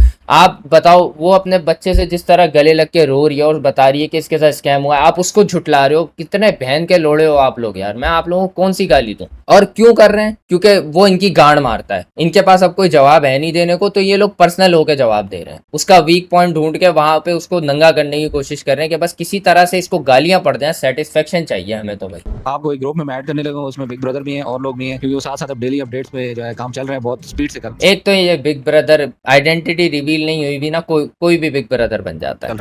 तो 4-5 दिन गुजरे, अहमद की ना कॉल आई ना मैसेज, जैसे वो डेली मैसेज करता था मुझे मिलने के लिए। मैंने उसे अपडेट के लिए मैसेज किया तो उसने कहा कि नवीद बुखारी से जाकर मिलो, वो तुम्हें बताएगा, फिलहाल मैं बिजी हूं। मैंने कहा ठीक है। मैंने शाजी को मैसेज किया, उसने मुझे मिलने को कहा। बेसिकली जब उन्होंने देखा कि मैं कैसे दोबारा अपने पैरों पर खड़ा हुआ हूं तो उनके मुंह में पानी आ गया था। उन्होंने मुझे as an money making machine की तरह देखना शुरू कर दिया था। यार मैं शाजी से मिलने गया तो उसने मुझे कहा कि हम एक बंदे से मिलने जा रहे हैं जो हमारा मसला ये सॉल्व करेगा। ऑब्वियसली उसी तरीके से जो मैं पहले लोगों से मिलता रहा, सेम उसी तरह एक और मीटिंग थी। हम निकल पड़े इस्लामाबाद की तरफ, और इस्लामाबाद में हमारी कॉफी बीन्स पर एक बंदे से मुलाकात हुई, और ये पहली दफा था कि हमारी किसी अच्छी जगह पर किसी से मुलाकात हुई थी। उस जगह जाते हुए शाजी बार-बार एक बात पूछ रहे थे जो मुझे उस वक्त समझ नहीं आ रही थी। तो बेसिकली वो पॉडकास्ट के हवाले से ये बात बार-बार पूछ रहा था कि हमने आपसे पैसे लिए हैं या मैंने आपसे पैसे लिए हैं। यहाँ पर एक बात बताता चलूं कि ऑब्वियसली उन्होंने मुझे ये बात इतनी सख्ती से समझा रखी थी कि तुमने ये किसी को भी नहीं बताना कि तुमने किसी को पैसे दिए हैं वगैरह वगैरह। और ऑब्वियसली मैंने नादानी में जाके समझ लोगों को ये सारी बातें बोल दी थी। जब शाजी ने मुझसे ये बात पूछी, आई गॉट स्केयर्ड कि यार ये बोलेंगे तूने क्यों किसी को बताया, तो मैंने टॉपिक चेंज करने की कोशिश की, ये कहते हुए कि आपने पैसे थोड़ी लिए हैं, वो तो एनसीसीआईए को देने के लिए थे ना। नवीद बुखारी अपनी सफाई देने लग गया कि नहीं मैंने आज तक किसी को भी पैसा नहीं खाया, 1 रुपये भी हराम का नहीं खाया, और लग गया अपनी सफाइयां देने, बेसिकली अपने मुंह मियां मिठू बन रहा था। तो उस मीटिंग से जब हम वापसी आ रहे थे तो नवीद बुखारी ने ये बात बोली कि हमने बाबर से मिलने जाना है। तो जब बाबर से मुलाकात हुई तो बाबर ने ये बात बोली कि मैंने हुरैरा से कुछ अलग बात करनी है। मुझे बाबर ने डायरेक्ट पूछा कि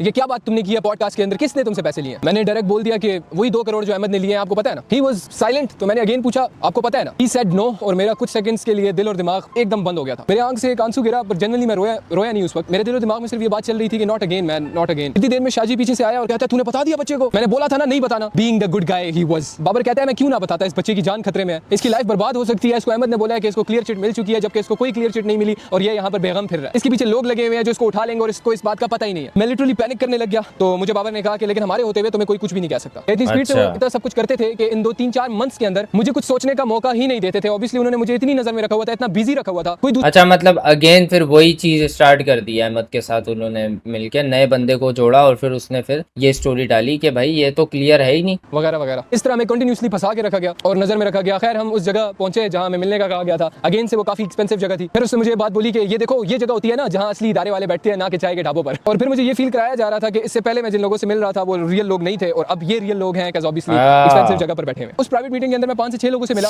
बाकी लोगों से तो मेरी मुलाकात नहीं हुई, मगर उनमें से 2 लोग ऐसे थे जिनके साथ मैं बार-बार दोबारा मिलता रहा आगे। यहाँ इस कहानी में 2 न्यू कैरेक्टर्स ऐड होते हैं, यासिर तनोली एंड अब्बासी। यासिर तनोली और अब्बासी ने इस बात की पूरी गारंटी ली कि आपका सारा काम हो जाएगा और आपसे 1 रुपया नहीं लिया जाएगा। और बार-बार इस बात पर वो जोर डाल रहे थे कि ऑब्वियसली आपसे 1 रुपया नहीं लिया जाएगा और आपका सारा काम घर बैठे हो जाएगा। आप घर बैठे हुए होगे और आपका सारा काम, आपके साथ जो ज्यादती हुई है वो ठीक हो जाएगी। जब उन्होंने बार-बार इस बात पर जोर दिया कि हम आपसे 1 रुपया भी नहीं लेंगे, तो आई फेल्ट लाइक कि शायद यही रियल लोग हैं। मैंने एक साइन ऑफ रिलीफ लिया कि शुक्र है चलो अब सब ठीक हो जाएगा, मेरा काम हो जाएगा, मैं अपने काम पर भी फोकस करूंगा और सुकून से जिंदगी गुजारूंगा। खैर अगले दिन उन्होंने मुझे कहा कि तुम लाहौर जाओगे और अपनी प्री अरेस्ट बेल कराओगे। मुझे नहीं था पता कि प्री अरेस्ट बेल क्या होती है, ना मुझे ना मेरे अबू को इस बात का पता था। सच बताऊं तो हमारे घर में पुलिस थाना कचहरी का कोई एक्सपीरियंस नहीं था, ना मेरे दादा ने ना मेरे परदादा ने। अच्छा, जिनको नहीं पता, प्री अरेस्ट बेल ये होती है कि आप अगर ऐसी जगह पे जा रहे हो जहाँ पे आपका अरेस्ट होने का खतरा है तो आप वो करवा के जाते हो, तो आपको फिर ऑन द स्पॉट वहाँ पे अरेस्ट नहीं किया जाता। सही है, प्री अरेस्ट बेल इस तरह काम करती है। ना मेरे अबू जी ने कभी पुलिस स्टेशन अंदर से जाके देखा भी था। मैंने कहा ठीक है मैं लाहौर। और ये बेसिकली वकील करवाता है। सही है, इसमें वकील हेल्प करता है। लेकिन रात को अराउंड 11 बजे मुझे यासिर कॉल करता है, यासिर तनोली। वो कहता है कि हमने तुम्हारे लिए ISI के बंदे अपॉइंट किए हैं और वो कराची से आ रहे हैं। और उसने मुझे कहा कि अब तुम एक काम करो कि 2,50,000 रुपए भेज दो, जिसमें उनकी फ्लाइट की टिकट्स का खर्चा होगा और यहाँ पे स्टे का खर्चा होगा। मैंने ऑब्वियसली उनको बोला कि मेरे पास पैसे नहीं पड़े इतने, लाइक मैं फाइनेंशियली स्ट्रगल कर रहा था। ऑब्वियसली उनको देने के लिए थोड़ी पड़े थे मेरे पास। मैंने ऑनेस्टली उनको बताया कि मैं मेंटली, ये इसने बताया था कि मतलब वो इस तरह से चूतिया बनाते थे कि लोग आ रहे हैं, लोग बैठ रहे हैं, उनका खर्चा उठाओ, लोगों को बुलाया जा रहा है दूसरे शहर से, उनका खर्चा उठाओ। ये सब चीजें मतलब इस तरह से वो इसको चूस रहे थे कि वो बोलते थे कि वो उनको बुलाया जा रहा है, उनके साथ मीटिंग होगी। फिजिकली बिल्कुल खत्म हूँ, तो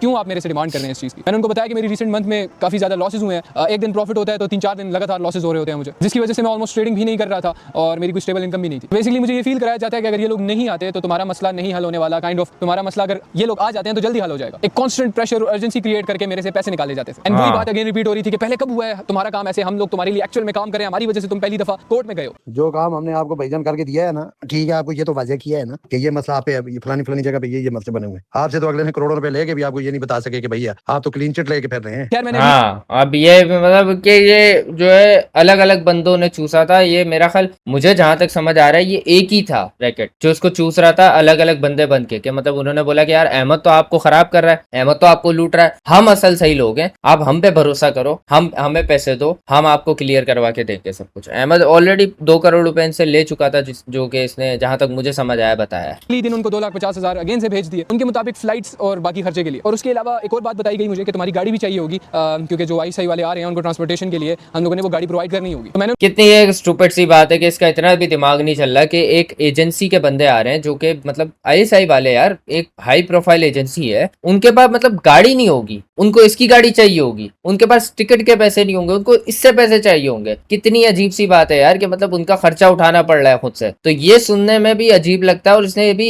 अजीब सी बात है कि इसने लॉजिक नहीं बनाई। क्यों? क्योंकि इसका दिमाग इतना एग्जॉस्ट कर दिया था, इतना इसको सोचने का मौका ही नहीं देते थे वो। उनको बोला कि मुझे भी अपनी गाड़ी जरूरत पड़ती है, मुझे भी मेरे भी काम होते हैं। तो जवाब में मुझे ये बोला गया कि या तो पैसे दे दो या गाड़ी दे दो, दोनों चल जाएंगे। खैर कुछ ही देर में शाजी मेरे घर आता है और मेरी गाड़ी लेकर चला जाता है। और थोड़ी देर बाद मुझे कॉल आती है कि अब तुम इस्लामाबाद आ जाओ और उन लोगों से मीटिंग कर लो। खैर हम लोग एक गाड़ी बुक कराकर इस्लामाबाद चले जाते हैं। वहाँ हमारी 2 लोगों से मुलाकात हुई जो ISI का होने का क्लेम कर रहे थे और ऑब्वियसली वहाँ पर शाजी, अब्बासी और यासिर तनोली भी बैठे हुए। मैंने उनको अपना सारा मसला बताया, ऑब्वियसली ये बताया कि मैं क्या क्या करता हूँ। और उनमें से एक बंदा बैठ के लिख भी रहा था वो सारी चीजें जो मैं बोल रहा था। वही सेम स्टोरी जो पिछले 2 महीने से लगातार मैं लोगों को रटी जा रहा हूँ, एक तरह से वही सुना रहा था सेम, कभी ढाबों पर, कभी किसी मीटिंग्स में, तो कभी कहाँ। मैंने 30 मिनट के अंदर उनको वो सारी स्टोरी सुना दी कि मेरे साथ क्या क्या हुआ था। उन्होंने मुझे ये कहा कि अगले 10 दिन के अंदर तुम्हारा सारा काम हो जाएगा और साथ में ये भी बताया कि तुम अभी इस वक्त पूरे पाकिस्तान में बहुत ज्यादा अनसेफ हो। उन्होंने मुझे ये बोला कि आप यहाँ पर ही रहो, अगले 10 दिन में तुम्हारा सारा काम हो जाएगा और सारा प्रोग्रेस तुम्हें नजर आएगा और हमारा भी कोई भी सवाल हुआ तो तुमसे हम डायरेक्ट आके तुम्हारे रूम में पूछ लेंगे। सो तुम काइंडली यहीं पर रहो, क्योंकि ऑब्वियसली हर जगह तुम अनसेफ हो, यहाँ पर तुम सेफ रहोगे। वहाँ पर मुझे एक फ्लैट दे दिया गया, वहाँ पर मैं रहने लग गया। ऑब्वियसली सारा पैसा भी मैं ही दे रहा था। जैसे मैं अपने रूम में गया, थोड़ी देर बाद शाजी अब्बासी एंड यासिर तनोली मेरे रूम में आ जाते हैं। मुझे कहते हैं कि ISI वालों ने 25 लाख रुपए डिमांड किया है तुम्हारा काम करने के लिए। सुनते ही अगेन मैं शॉक हो गया। मैंने कहा यू लिटरली सेड कि कोई भी पैसा हम तुमसे नहीं लेंगे, और अगेन से सेम बुलशिट। वो ये सुन के डायरेक्ट उठे और उन्होंने मुझे कहा कि तुम बंदोबस्त करो, क्योंकि ये पैसे हम ISI को दे रहे हैं और इसके अलावा कोई हल नहीं है। वो मुझे सिर्फ ये बोल के गए कि बंदोबस्त करो, और वो चले गए। वो जिस चैनल से मैंने ISI वालों से रब्ता किया है ना, ठीक है, वो आप आए ना, जरा उनके सामने बैठे ना, तो अगले 6 मिनट में आपको समझ आ जाएगी कि यार बिलाल भाई कर क्या रहा है। ठीक है, यार बंदे की उसमें नहीं होता कि कोई बंदा किसी की जगह उठ के तो काम करे, ये बड़ा रिस्की काम होता है। कोई एजेंसी वाले इतने पागल नहीं होते यार कि किसी आरे के कहने पे मुंह उठाए और वो किसी के लिए कर ले। ऑब्वियसली अगेन से पीक मैनिपुलेशन। मैंने उनको बोला ठीक है मैं कोशिश करता हूँ, बट मुझसे नहीं होगा। मैंने साथ में ये भी कहा कि ठीक है आप पैसे रिकवर करें, मेरा जो भी पैसा रिकवर होगा मैं उनमें से दे दूंगा, या तो फिर मैं अहमद को जाके बोलता हूँ कि तुमने मेरा काम नहीं किया और तुम मुझे वो पैसे वापस करो। तो शाजी कहता है नहीं नहीं नहीं नहीं हम ये नहीं कर सकते, तुम्हारे लिए रुकावटें बना देगा, क्योंकि अहमद भी मिला हुआ था ना साथ में। तुम्हें हम अहमद को बाद में पकड़ लेंगे, अहमद से सारे पैसे निकलवा लेंगे, चुटकी का काम है मेरे लिए, इस तरह की बातें करने लगे ना। लेकिन उसने बोला कि अभी हम अहमद से पैसे नहीं ले सकते। और जैसे वो मेरे से मिलके गए, वो डायरेक्ट मेरे अबू के पास चले गए। जब मेरे अबू से इन लोगों ने मुलाकात की, वहां पर मेरे अबू को एक अलग स्टोरी सुनाई गई कि आगे जब हम NCCIA के ऑफिस जाएंगे तो वहां का इन्वेस्टिगेशन ऑफिसर NCCIA वाला वो तुमसे पैसों की डिमांड करेगा, तो एटलीस्ट थोड़ा बहुत अपने पास रखो, मतलब 25 लाख तक, 20 से 25 लाख तुम रखो, ताकि हम उसको एज एन बयाना दे सकें। और वो पैसे करोड़ों में भी मांग सकता है। आप कह रहे हैं NCCI वाले लेंगे या नहीं लेंगे भाई, हो सकता है आपसे 10 रुपए ना, ठीक है, हो सकता है वो सीधा आपको कहें इधर बैठो, ये तो वो उधर जाके बताएंगे ना। मेरे अबू ने स्ट्रेट फॉरवर्ड उनको बोल दिया कि हमारे पास कुछ भी नहीं है, हमारे पास कुछ भी नहीं बचा। तो यासिर तनोली उठ के डायरेक्ट खड़ा होकर ये बोलता है कि अपनी वो जो गाड़ी है वो भेज देना, वो भेज के दे दे पैसे। तो जब मेरे अबू ने ये बात सुनी, मेरे अबू को वहां पर ऑब्वियसली डायरेक्ट रेड फ्लैग नजर आ गया था और मेरे अबू से वो लड़ने लगे इन बातों पर। अगले दिन उसी टेंशन में मैं बैठ के ट्रेड करने लगा। और हाँ मतलब क्योंकि यहाँ पे फोर्स किया जा रहा है कि पैसे लेकर आओ किसी भी तरह। भाई अगर एक अगला केस चल रहा है उस पे और उसने बोल दिया मेरे पास पैसे नहीं है, तो आप सीधा बोलो ठीक है भाई नहीं है तो नहीं है, कोई बात नहीं, हम ये काम तो इसी तरह ही होगा, बस हम फिर चलते हैं। ऐसे बोल के अगर जेन्युइन बंदा होगा तो वो चला जाएगा। बट यहाँ पे जोर देना कि नहीं बस पैसों का बंदोबस्त किसी भी तरह करो, हमें नहीं पता, ये बहुत बड़ा रेड फ्लैग था। सरप्राइजिंगली वो ट्रेड अच्छी चली गई, इन फेवर चली गई और उसमें मुझे अच्छा प्रॉफिट भी हुआ। वो सारा का सारा पैसा जो अराउंड 20 से 25 लाख बन रहा था, टोटली था तकरीबन, वो उठा के मैंने उनको दे दिया अबू से बिना पूछे। और जैसे मैंने पैसे भेजे, मैंने अबू को बता दिया कि अबू वो पैसे मांग रहे थे, मैंने उनको भेज दिए। मेरे अबू ने मुझे सख्ती से डांटा और उन्होंने मुझे बात बोली कि तूने क्यों उनको पैसे दिए। हमने उनको ये बोला था हमारे पास पैसे नहीं है, और अब वो ऑब्वियसली आगे भी पैसे इसी तरह मांगते रहे। मुझे कहा कि एटलीस्ट वो काम तो करें, वो कोई काम करेंगे उसके बाद हम उनको पैसे देंगे ना। अगले दिन मेरे रूम में आया और उसने मुझे बोला कि अब तुम्हारे NCCIA वाले केस में आगे पैसे लगेंगे। डैम यू कैन इमेजिन कि मेरे लिए क्या उस वक्त था। मैं अपने घर से दूर था, मैं कंटिन्यूअसली फाइनेंशियली स्ट्रगल कर रहा था, मेंटली मैं फिजिकली तक भी वीक हो गया था। तुम लोग इमेजिन करो, I just want you to imagine that feeling कि उस वक्त एक यंग लड़के पर क्या गुजर रही होगी। मतलब मेरे लिए ना पैसा कमाना अजाब बन गया था। The one thing I love the most, मतलब पैसा कमाना, मेरा जो नशा था वो मेरे लिए एक अजाब बन गया था। तो उन्होंने ये बात डायरेक्टली बदल दी। उन्होंने बोला कि भाई तुम्हारा वो NCCIA का मामला अलग है, तुम्हारा वो समझ लोगों के साथ जो स्कैम हुआ वो अलग है, ये जो ISI वाले बुलाए हैं ये मामला भी अलग है। अच्छा इन्होंने मतलब ये कर दिया कि समझ से अगर आपने अपने पैसे रिकवर करवाने तो उसका अलग केस है, ठीक है। NCCI पे जो आपका नाम आया हुआ है वो अलग केस है। फिर ISI में नाम है वो तो अब नया ही कोई केस सुना मैंने शूट करने के लिए, वो सिर्फ ऐसा ट्रॉमा है, वो बकवास है। जब मैं याद करने लगता हूँ ना मेरा जिस्म कांपने लग जाता है। और अगेन से उसने वो बात की कि आगे भी पैसों की जरूरत पड़ेगी। मेरा दिमाग फिरा एंड मैंने सडनली कॉल भी उसको रोते हुए बोला कि आप लोग तो मुझे खा रहे हो, एकदम अंदर से कुछ बचा ही नहीं है, वो चीजें भी खा रहे हो आप लोग मुझे। मैंने उसको अगेन से वो बोला कि मैं खत्म हूँ, मेरे पास कुछ भी नहीं है, आप किस चीज के पैसे मांग रहे हो मेरे से। आप अगेन मुझे उसी चीज में घसीट रहे हो। आपने खुद बोला था मैं घर बैठा हुआ हूँ और मेरा सारा काम, मेरा सारा मसला, मेरे साथ जो ज्यादती हुई है वो ठीक हो जाएगी। मेरी उस वक्त तबीयत ठीक नहीं थी और मैं ये सब कुछ कह रहा था। मैंने उसको बोला कि मैं एक नहीं कमाता, मैं 2 आप लोगों को दे देता हूँ। उसने मुझे सिंपल ये बात बोली कि ठीक है अब हम तुम्हारा काम ही नहीं कर रहे, अब तुम्हें कोई भी उठा के लेके जाता है तुम हमारी जिम्मेदारी नहीं हो, तुम्हें कोई भी उठा के ले जाए हमें उससे कोई भी फर्क नहीं पड़ता। उसने ये बोलकर कॉल काट दी। बच्चों वाली बातें कर रहे हैं, बस छोड़ दें इस मामले को, इधर ही क्लोज कर दें, ठीक है। अब वैसे मैंने अपने सर पे बंदे चाड़ लिए हैं ना, कभी एक को, कभी दूसरे को, कभी तीसरे को, आगे से आपकी तरफ से कोई पॉजिटिव रिस्पांस नहीं। सर जी इतनी भी हमारी कैटेगरी लो नहीं है कि हम इन चीजों के लिए बैठे हुए हैं। और आपने कहा है कि वो ये कह रहे हैं कि डरा के सर पैसे लेना चाहते हैं, हमला न डालते हैं ऐसे मामलात को, ऐसी चीजों को। हमने अगर करना होता ना तो आपकी गाड़ी हमारे पास ही, हम कहते हैं चले जी हम आपका काम कर रहे हैं, भाई हमें अल्लाह माफ करे, इन चीजों की जरूरत ही नहीं है। एग्जैक्ट 10 मिनट बाद मुझे शाजी की कॉल आती है कि तुमने क्या कर दिया, तुमने उनको नाराज कर दिया, अब उनको मनाना पड़ेगा, वही हमारा इकलौता सहारा है जो तुम्हारा काम करेंगे। मैंने उनको बोला, मैंने गुस्से में बोल दिया था, वो मुझसे पैसे डिमांड कर रहे थे और उस वक्त मेरी गाड़ी भी वो लोग यूज कर रहे थे, that they were claiming to be ISI। मैंने डायरेक्ट शाजी की कॉल काटी बिना कुछ बोल के। और मुझे ये याद आया कि उस वक्त डकी का भी पॉडकास्ट आया हुआ था जिसमें वो बिग ब्रदर का काफी जिक्र कर रहा था और मुझे लगता था शायद यही मेरे वो बिग ब्रदर जेन्युइनली वो वाला पॉइंट था कि मेरी एटलीस्ट थोड़ा बहुत मुझे समझ आ, ये इसने बताया था मुझे, ये वो लाइक बबल। मैंने अपना इंस्टाग्राम खोला, मैंने डकी को मैसेज किया, I wasn't expecting a reply because obviously वो उस वक्त 100 दिन जेल में गुजार के आया था और मुझे नहीं लगा था शायद वो रिप्लाई करेगा। और उसने विदिन 5 मिनट्स मुझे रिस्पांस किया और उसने बोला हाँ हुरैरा क्या हुआ। मैंने साथ भाई को बोला कॉल पे आएंगे आप, तो उन्होंने बोला ठीक है। वो कॉल पर मेरे साथ आए, मैंने उनको समझाया कि मेरे साथ ये हो रहा है, ऊपर से मैंने उनको बताया कि मेरे साथ ये हो रहा है, कुछ लोग मेरे से ओवर एंड ओवर अगेन पैसे मांग रहे हैं और ये सारा सिनेरियो। मेरी वॉइस ब्रेक हो रही थी उस वक्त और मैंने उनसे सिर्फ ये पूछा क्या ये मेरे साथ सही हो रहा है, क्या हो क्या रहा है मेरे साथ। ही सेड वन सेंटेंस के you are definitely getting scammed. मेरे अम्मी अबू भी उस वक्त मेरे सामने बैठे हुए थे और मुझे जब डकी ने ये बात बोली कि you are definitely getting scammed, ये चीज सुनते ही ना आई वाज लाइक ये इसने मतलब एक बहुत अच्छी चीज की कि एक थर्ड पर्सन से बात की, क्योंकि देखो अभी आप इतने दिनों से किससे बात कर रहे थे? अपने घर वालों से, अपने बाप से और अपने आप से ही कह लो, सही है। और उन लोगों से जो आपके अराउंड एक बबल क्रिएट कर रहे हैं कि आप खतरे में हो। आपने अभी किसी ऐसे बंदे से बात नहीं की थी जो इस मामले में है ही नहीं। आप उसको वो ये मामला बताते ना, तो वो फिर अपने माइंड से फिर आपको जवाब देता फ्री माइंड से कि यार आपके साथ हो क्या रहा है। और यही फिर डक्की के साथ हुआ। फिर डक्की ने जब वो सुना, ऑब्वियसली फ्री माइंड में फिर उसने बोला कि भाई तू स्कैम हो रहा है, और उसको ये चीज पता थी अभी, कि वो अभी तो इस चीज से निकला था। वर्ड्स में बोला bro you are definitely getting scam, तेरे साथ बुरा हो रहा है। मैं जेन्युइनली उस रियलिटी को फुली एक्सेप्ट ही नहीं कर पा रहा था, वो इतना, अब मैं शायद बहुत ज्यादा फुदू था या उन्होंने बबल इतना ज्यादा अच्छा क्रिएट करके रखा हुआ, उन्होंने किया हुआ था। मैं उस वक्त जेन्युइनली पाकिस्तान से नफरत करने लग गया था एट दैट पॉइंट के यहाँ पर सिर्फ तुम एक कच्चा खा जाने वाले लोग ही बैठे हुए। मतलब एक बंदे से साइड पे हो, तुम्हें वो दिखेगा कि मैं बहुत ज्यादा अच्छा हूँ, तुम्हारी मदद करना चाहता हूँ, but behind that pretty face या बिहाइंड दैट एंजल एक ऐसा शैतान बैठा हुआ है जो तुम्हें कच्चा खा जाएगा या तुम्हें बेच आएगा, तुम्हें पता भी नहीं लगेगा। उस वक्त एक चीज मुझे रियलाइज हुई कि जो फियर यूज किया जा रहा है मेरा, वो ही असल वेपन है। फिर साथ भाई ने मुझे बात बोली कि मैं तुम्हें थोड़ी देर बाद कॉल करता हूँ। थोड़ी देर बाद उन्होंने मुझे एक नंबर शेयर किया और मुझे ये बात बोली कि जाकर इनसे मिलो। हाँ, ये भी बताया था। तो मैंने उनसे पूछा कि ये कौन है, कहाँ रहते हैं और क्या करते हैं, तो उन्होंने मुझे ये बात बोली कि तू जाके बस उनसे मिल। मैंने उनसे अगेन पूछा कि प्लीज मुझे एटलीस्ट बता तो दो ये है कौन, कि जो ऑलरेडी मेरे साथ हुआ है यहाँ पर वो दोबारा ना हो। उसने अगेन मुझे बात बोली कि तू जाके सिर्फ उनसे मिल। मैंने कहा ठीक है। मैंने उस नंबर पर मैसेज किया और उस नंबर से मुझे कॉल आई है। मैंने कॉल उठाई, मैंने सलाम किया। वहाँ से मुझे एक बहुत ही सरप्राइजिंगली काम आवाज़ मुझे सुनाई दी। उसने मुझे कहा एक पॉजिटिव एनर्जी के साथ के सुना हो रहा क्या हाल है, कैसा है। तो जब उसने मुझे ये कहा I could sense the positive energy in his voice. मुझे जनरली बड़ी अरसे बाद पहली दफा किसी से कोई पॉजिटिव एनर्जी फील हुई थी उस दौरान। तो उन्होंने मुझे कहा कि तुम बस कल ही निकल आओ, लाहौर आओ, मुझसे मिलो। तो मैंने बोला कि ठीक है मैं आ जाऊंगा आपके पास। मैंने कहा क्या ही अब चला जाएगा एक आखिरी बार किसी पर ट्रस्ट कर लेने से। तो मैंने एक आखिरी बार जो थोड़ा बहुत ट्रस्ट मेरे अंदर बचा था मैंने वो किया और मैं सुबह ही लाहौर की तरफ निकल पड़ा। अब वो वक्त आ गया था कि जिस मुल्क से मैं हद से ज़्यादा मोहब्बत करता था, मैं बस यही प्लान कर रहा था कि एज सून एज पॉसिबल मेरा ये मसला हल हो और मैं इस मुल्क को छोड़कर हमेशा के लिए चला जाऊं और दोबारा इस मिट्टी पर मैं पाँव ना रखूं कभी भी। वो सारी मोहब्बत अब एक तरह से गुस्से में बदल चुकी थी और इस मिट्टी के लिए नफरत में बदल चुकी थी, अगर मैं झूठ ना बोलूं। मैं लाहौर पहुंचा, मैं उनसे मिला, उन्होंने मेरी पूरी कहानी सुनी। मैंने सीधा उनसे ये सवाल किया, पहला सवाल जो मैंने किया वो मैंने किया कि क्या ये मेरे साथ सही में स्कैम हो रहा है। वो थोड़ा सा हंसे और उन्होंने बोला obviously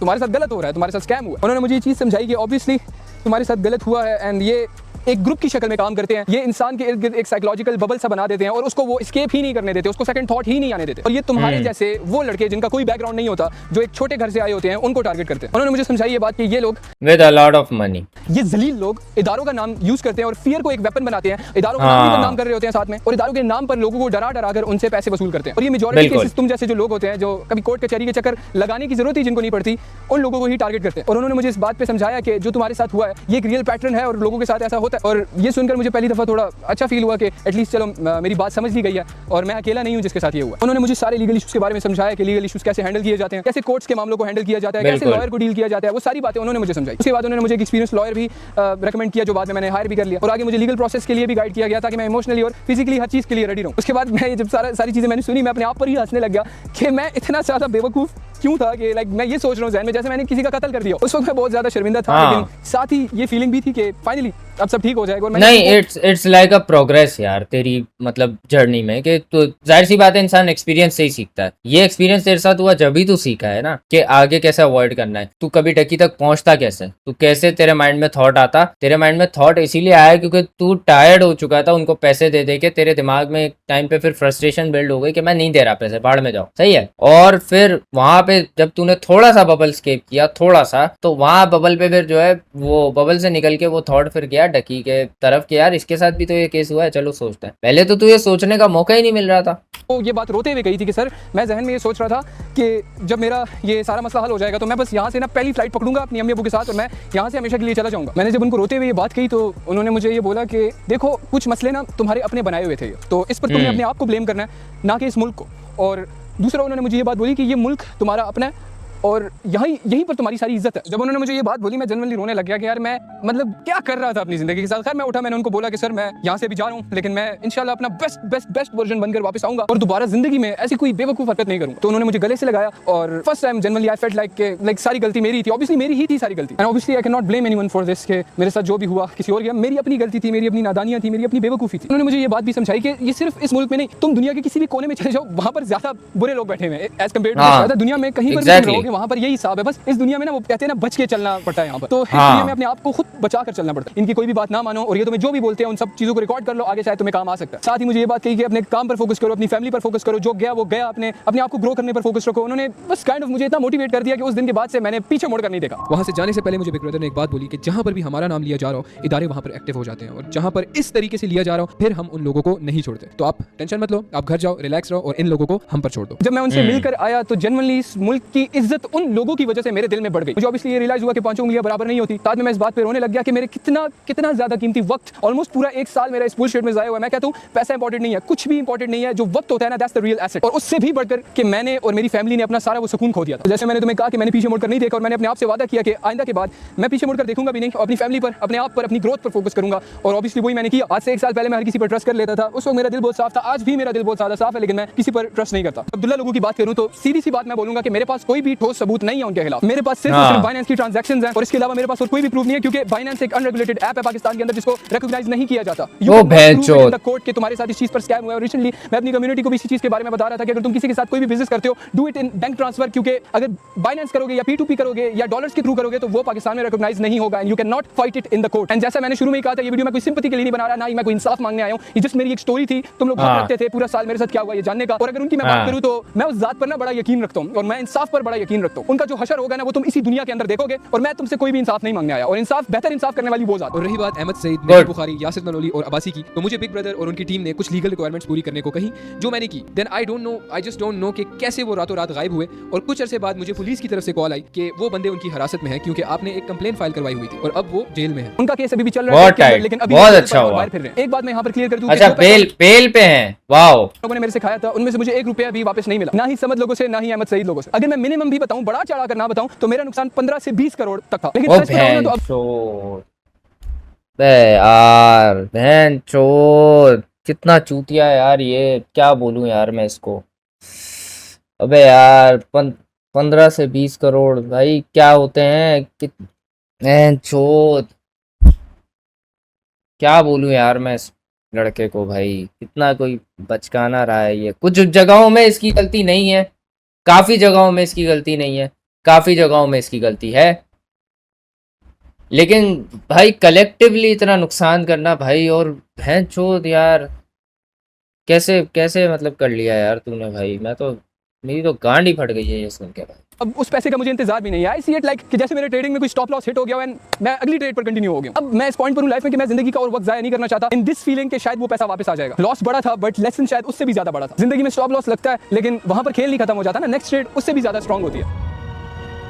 So I guess that's pretty much it। इसने एंड में फिर अपनी सब्सक्राइबर से ही बात की है। बट यार मैं यहाँ पे बताऊँ अगर कि आई एम ट्रूली शॉक, और मुझे पता तो है बहुत चीज़ें पहले से ही पता थी जो इसने मुझे एक दफ़ा कॉल पे बताई थी, प्राइवेट में बताई थी। अब ये बात मैं बता इसलिए रहा हूँ क्योंकि ऑब्वियसली ये खुद प्राइवेट में खुद ये पब्लिक में बता चुका है, तो मैं इसलिए बता रहा हूँ कि ये मुझे पहले बता चुका है। And he was still crying call पे मेरे साथ, जब बता रहा था ये उस वक्त भी रो रहा था बताते, और आई डोंट नो ये बात कहाँ से निकली थी, बट इसके दिल में वो बात भरी हुई थी और ये बोलना शुरू हो गया। बस ये बोलता रहा और मैं सुनता रहा, मैं सब सुनता रहा, मैंने सुना, सारा कुछ सुना, और मेरा दिमाग फट गया उस वक्त कि इसके साथ हुआ क्या है। इसके साथ तो इसके साथ फिजिकल टॉर्चर नहीं हुआ है, इसके साथ हुआ है मेंटल टॉर्चर, और फिजिकल से बहुत बड़ा होता है वो मेंटल टॉर्चर। क्योंकि जब आप फिजिकल टॉर्चर लेते हो ना यार, चमाट वमाट पड़ता है, आपके डंडे वंडे पड़ते हैं, आप उससे रिकवर कर जाते हो, बॉडी रिकवर कर जाती है। मेंटल टॉर्चर जो होता है ना वो बहुत गंदा होता है यार,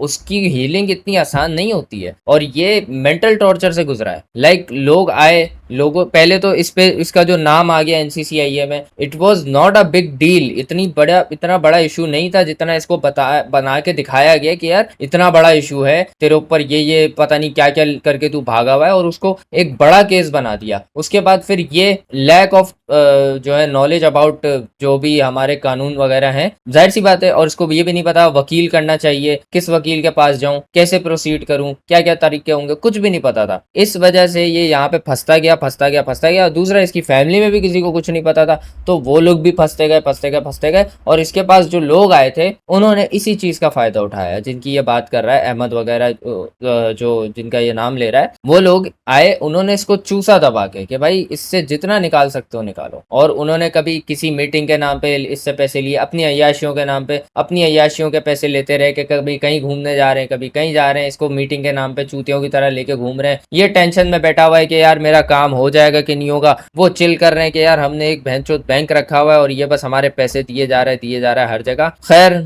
बाद में फिर एंड में समझ आ ही गया। शुक्र है इसने थोड़ा सा आउट ऑफ द बॉक्स जाके सोचा, थोड़ा सा इसने अपने हिसाब से थोड़ा सा ये चला। और यहाँ पे इसने कई जगह ये गलती की कि ये अपने जो इसके माँ बाप कहते थे इसको ये सुनता नहीं था, जिसपे ये रिग्रेट भी करता है। और मैं बोलता हूँ सही करता है रिग्रेट, इस पे करना भी चाहिए कि यार तूने उनकी बात क्यों नहीं मानी जब वो तुझे समझाते थे कि ये तेरे ट्रस्टवर्दी लोग नहीं है। मेरे साथ भी ऐसा बहुत दफा हुआ है। मैं भी नहीं जब सुनता हो चुका है, मैं भी जब नहीं सुनता तो मुझे फिर आगे नुकसान ही उठाना पड़ता है, या तो फिर जो है मुझे फिर जो है आगे से धोखा ही मिलता है। और ये एक्सपीरियंस तो मैं छोटे पैमाने पे ले चुका हूँ। खैर वैसा नहीं है कि मेरा भी करोड़ों का नुकसान हो गया बैठा हूँ मैं, लेकिन एक छोटे छोटे पैमानों पे लाइक फीलिंग वाइज मैं इस चीज पे धोखे खा चुका हूँ कि मैं जब नहीं सुनता बात तो भाई होता है ऐसा। और आपके साथ भी जो देख रहे हैं उनके साथ भी ये हुआ हो कि जब वो नहीं सुनते माँ बाप की बात, जब वो बोलते नहीं हमें ज्यादा पता है क्योंकि भैंचोद हमने खुद ही सब कुछ बनाया तो हम तो बहुत ही बड़े भैंचोद तोप हैं, तो आप फिर मुंह की खाते हो। सीधी बात है। काम के मामले में अगर आप ग्रो करके बैठे हुए हो और उस पर आपके माँ बाप ने अगर आपको गाइड नहीं किया और स्टिल आप ग्रो कर गए हो, तो डजंट मीन कि आप दुनिया पूरी जान गए हो भाई।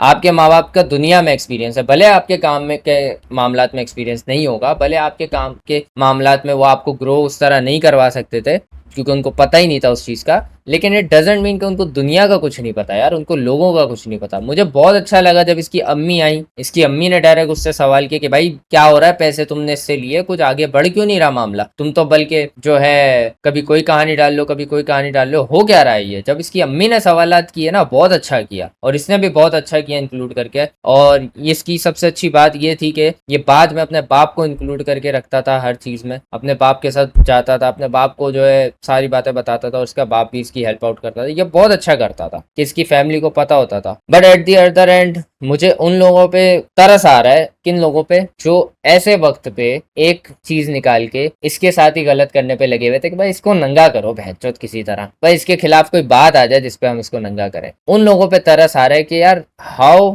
यार आप कितने तरसे हुए हो यार, कि आप बस एक बंदे को गलत साबित करने के चक्कर में कितना लो जा चुके हो कि आप कोई भी कदम उठाने को तैयार हो। आप एक क्रिमिनल की, आप एक स्कैमर का साथ देने को तैयार हो गए हो सिर्फ इसलिए कि आपको एक बंदे से नफरत है और आप साबित करना चाहते हो दुनिया की नजर में कि यार वो बंदा गलत है। बहुत लंबी वीडियो है, मैं बहुत सारे पार्ट इसमें से काटूंगा भी, मे बी वो इंपॉर्टेंट हो मे बी ना हो, बट स्टोरी यहाँ पे यही थी कि भाई जब माँ बाप आपको कोई चीज समझा रहे हो कि हर किसी पे ट्रस्ट नहीं करना चाहिए, अपने माँ बाप से लड़के उन पे ट्रस्ट नहीं करो। सेकेंड थिंग इज कि जिस चीज के बारे में आपको खबर ना हो उसके बारे में खबर लेके जो है प्रोसीड किया करो, और एक सोर्स से कभी भी खबर मत लो, एक सोर्स पे कभी भी भरोसा मत करो, 3-4 लोगों से पता किया करो। अगर ये करता कि ये कुछ वकीलों से भी बात करता, फिर कुछ लोगों से और लोगों को इंक्लूड करता, लीगली जाने की कोशिश करता, इसको चाहिए था ये वकीलों से बात कर लेता, मेनली ये वकीलों से बात करता कि यार मुझे इस मौके पे क्या करना चाहिए। इसको चाहिए था कि ये मतलब कुछ लोगों को दफ्तर भेज के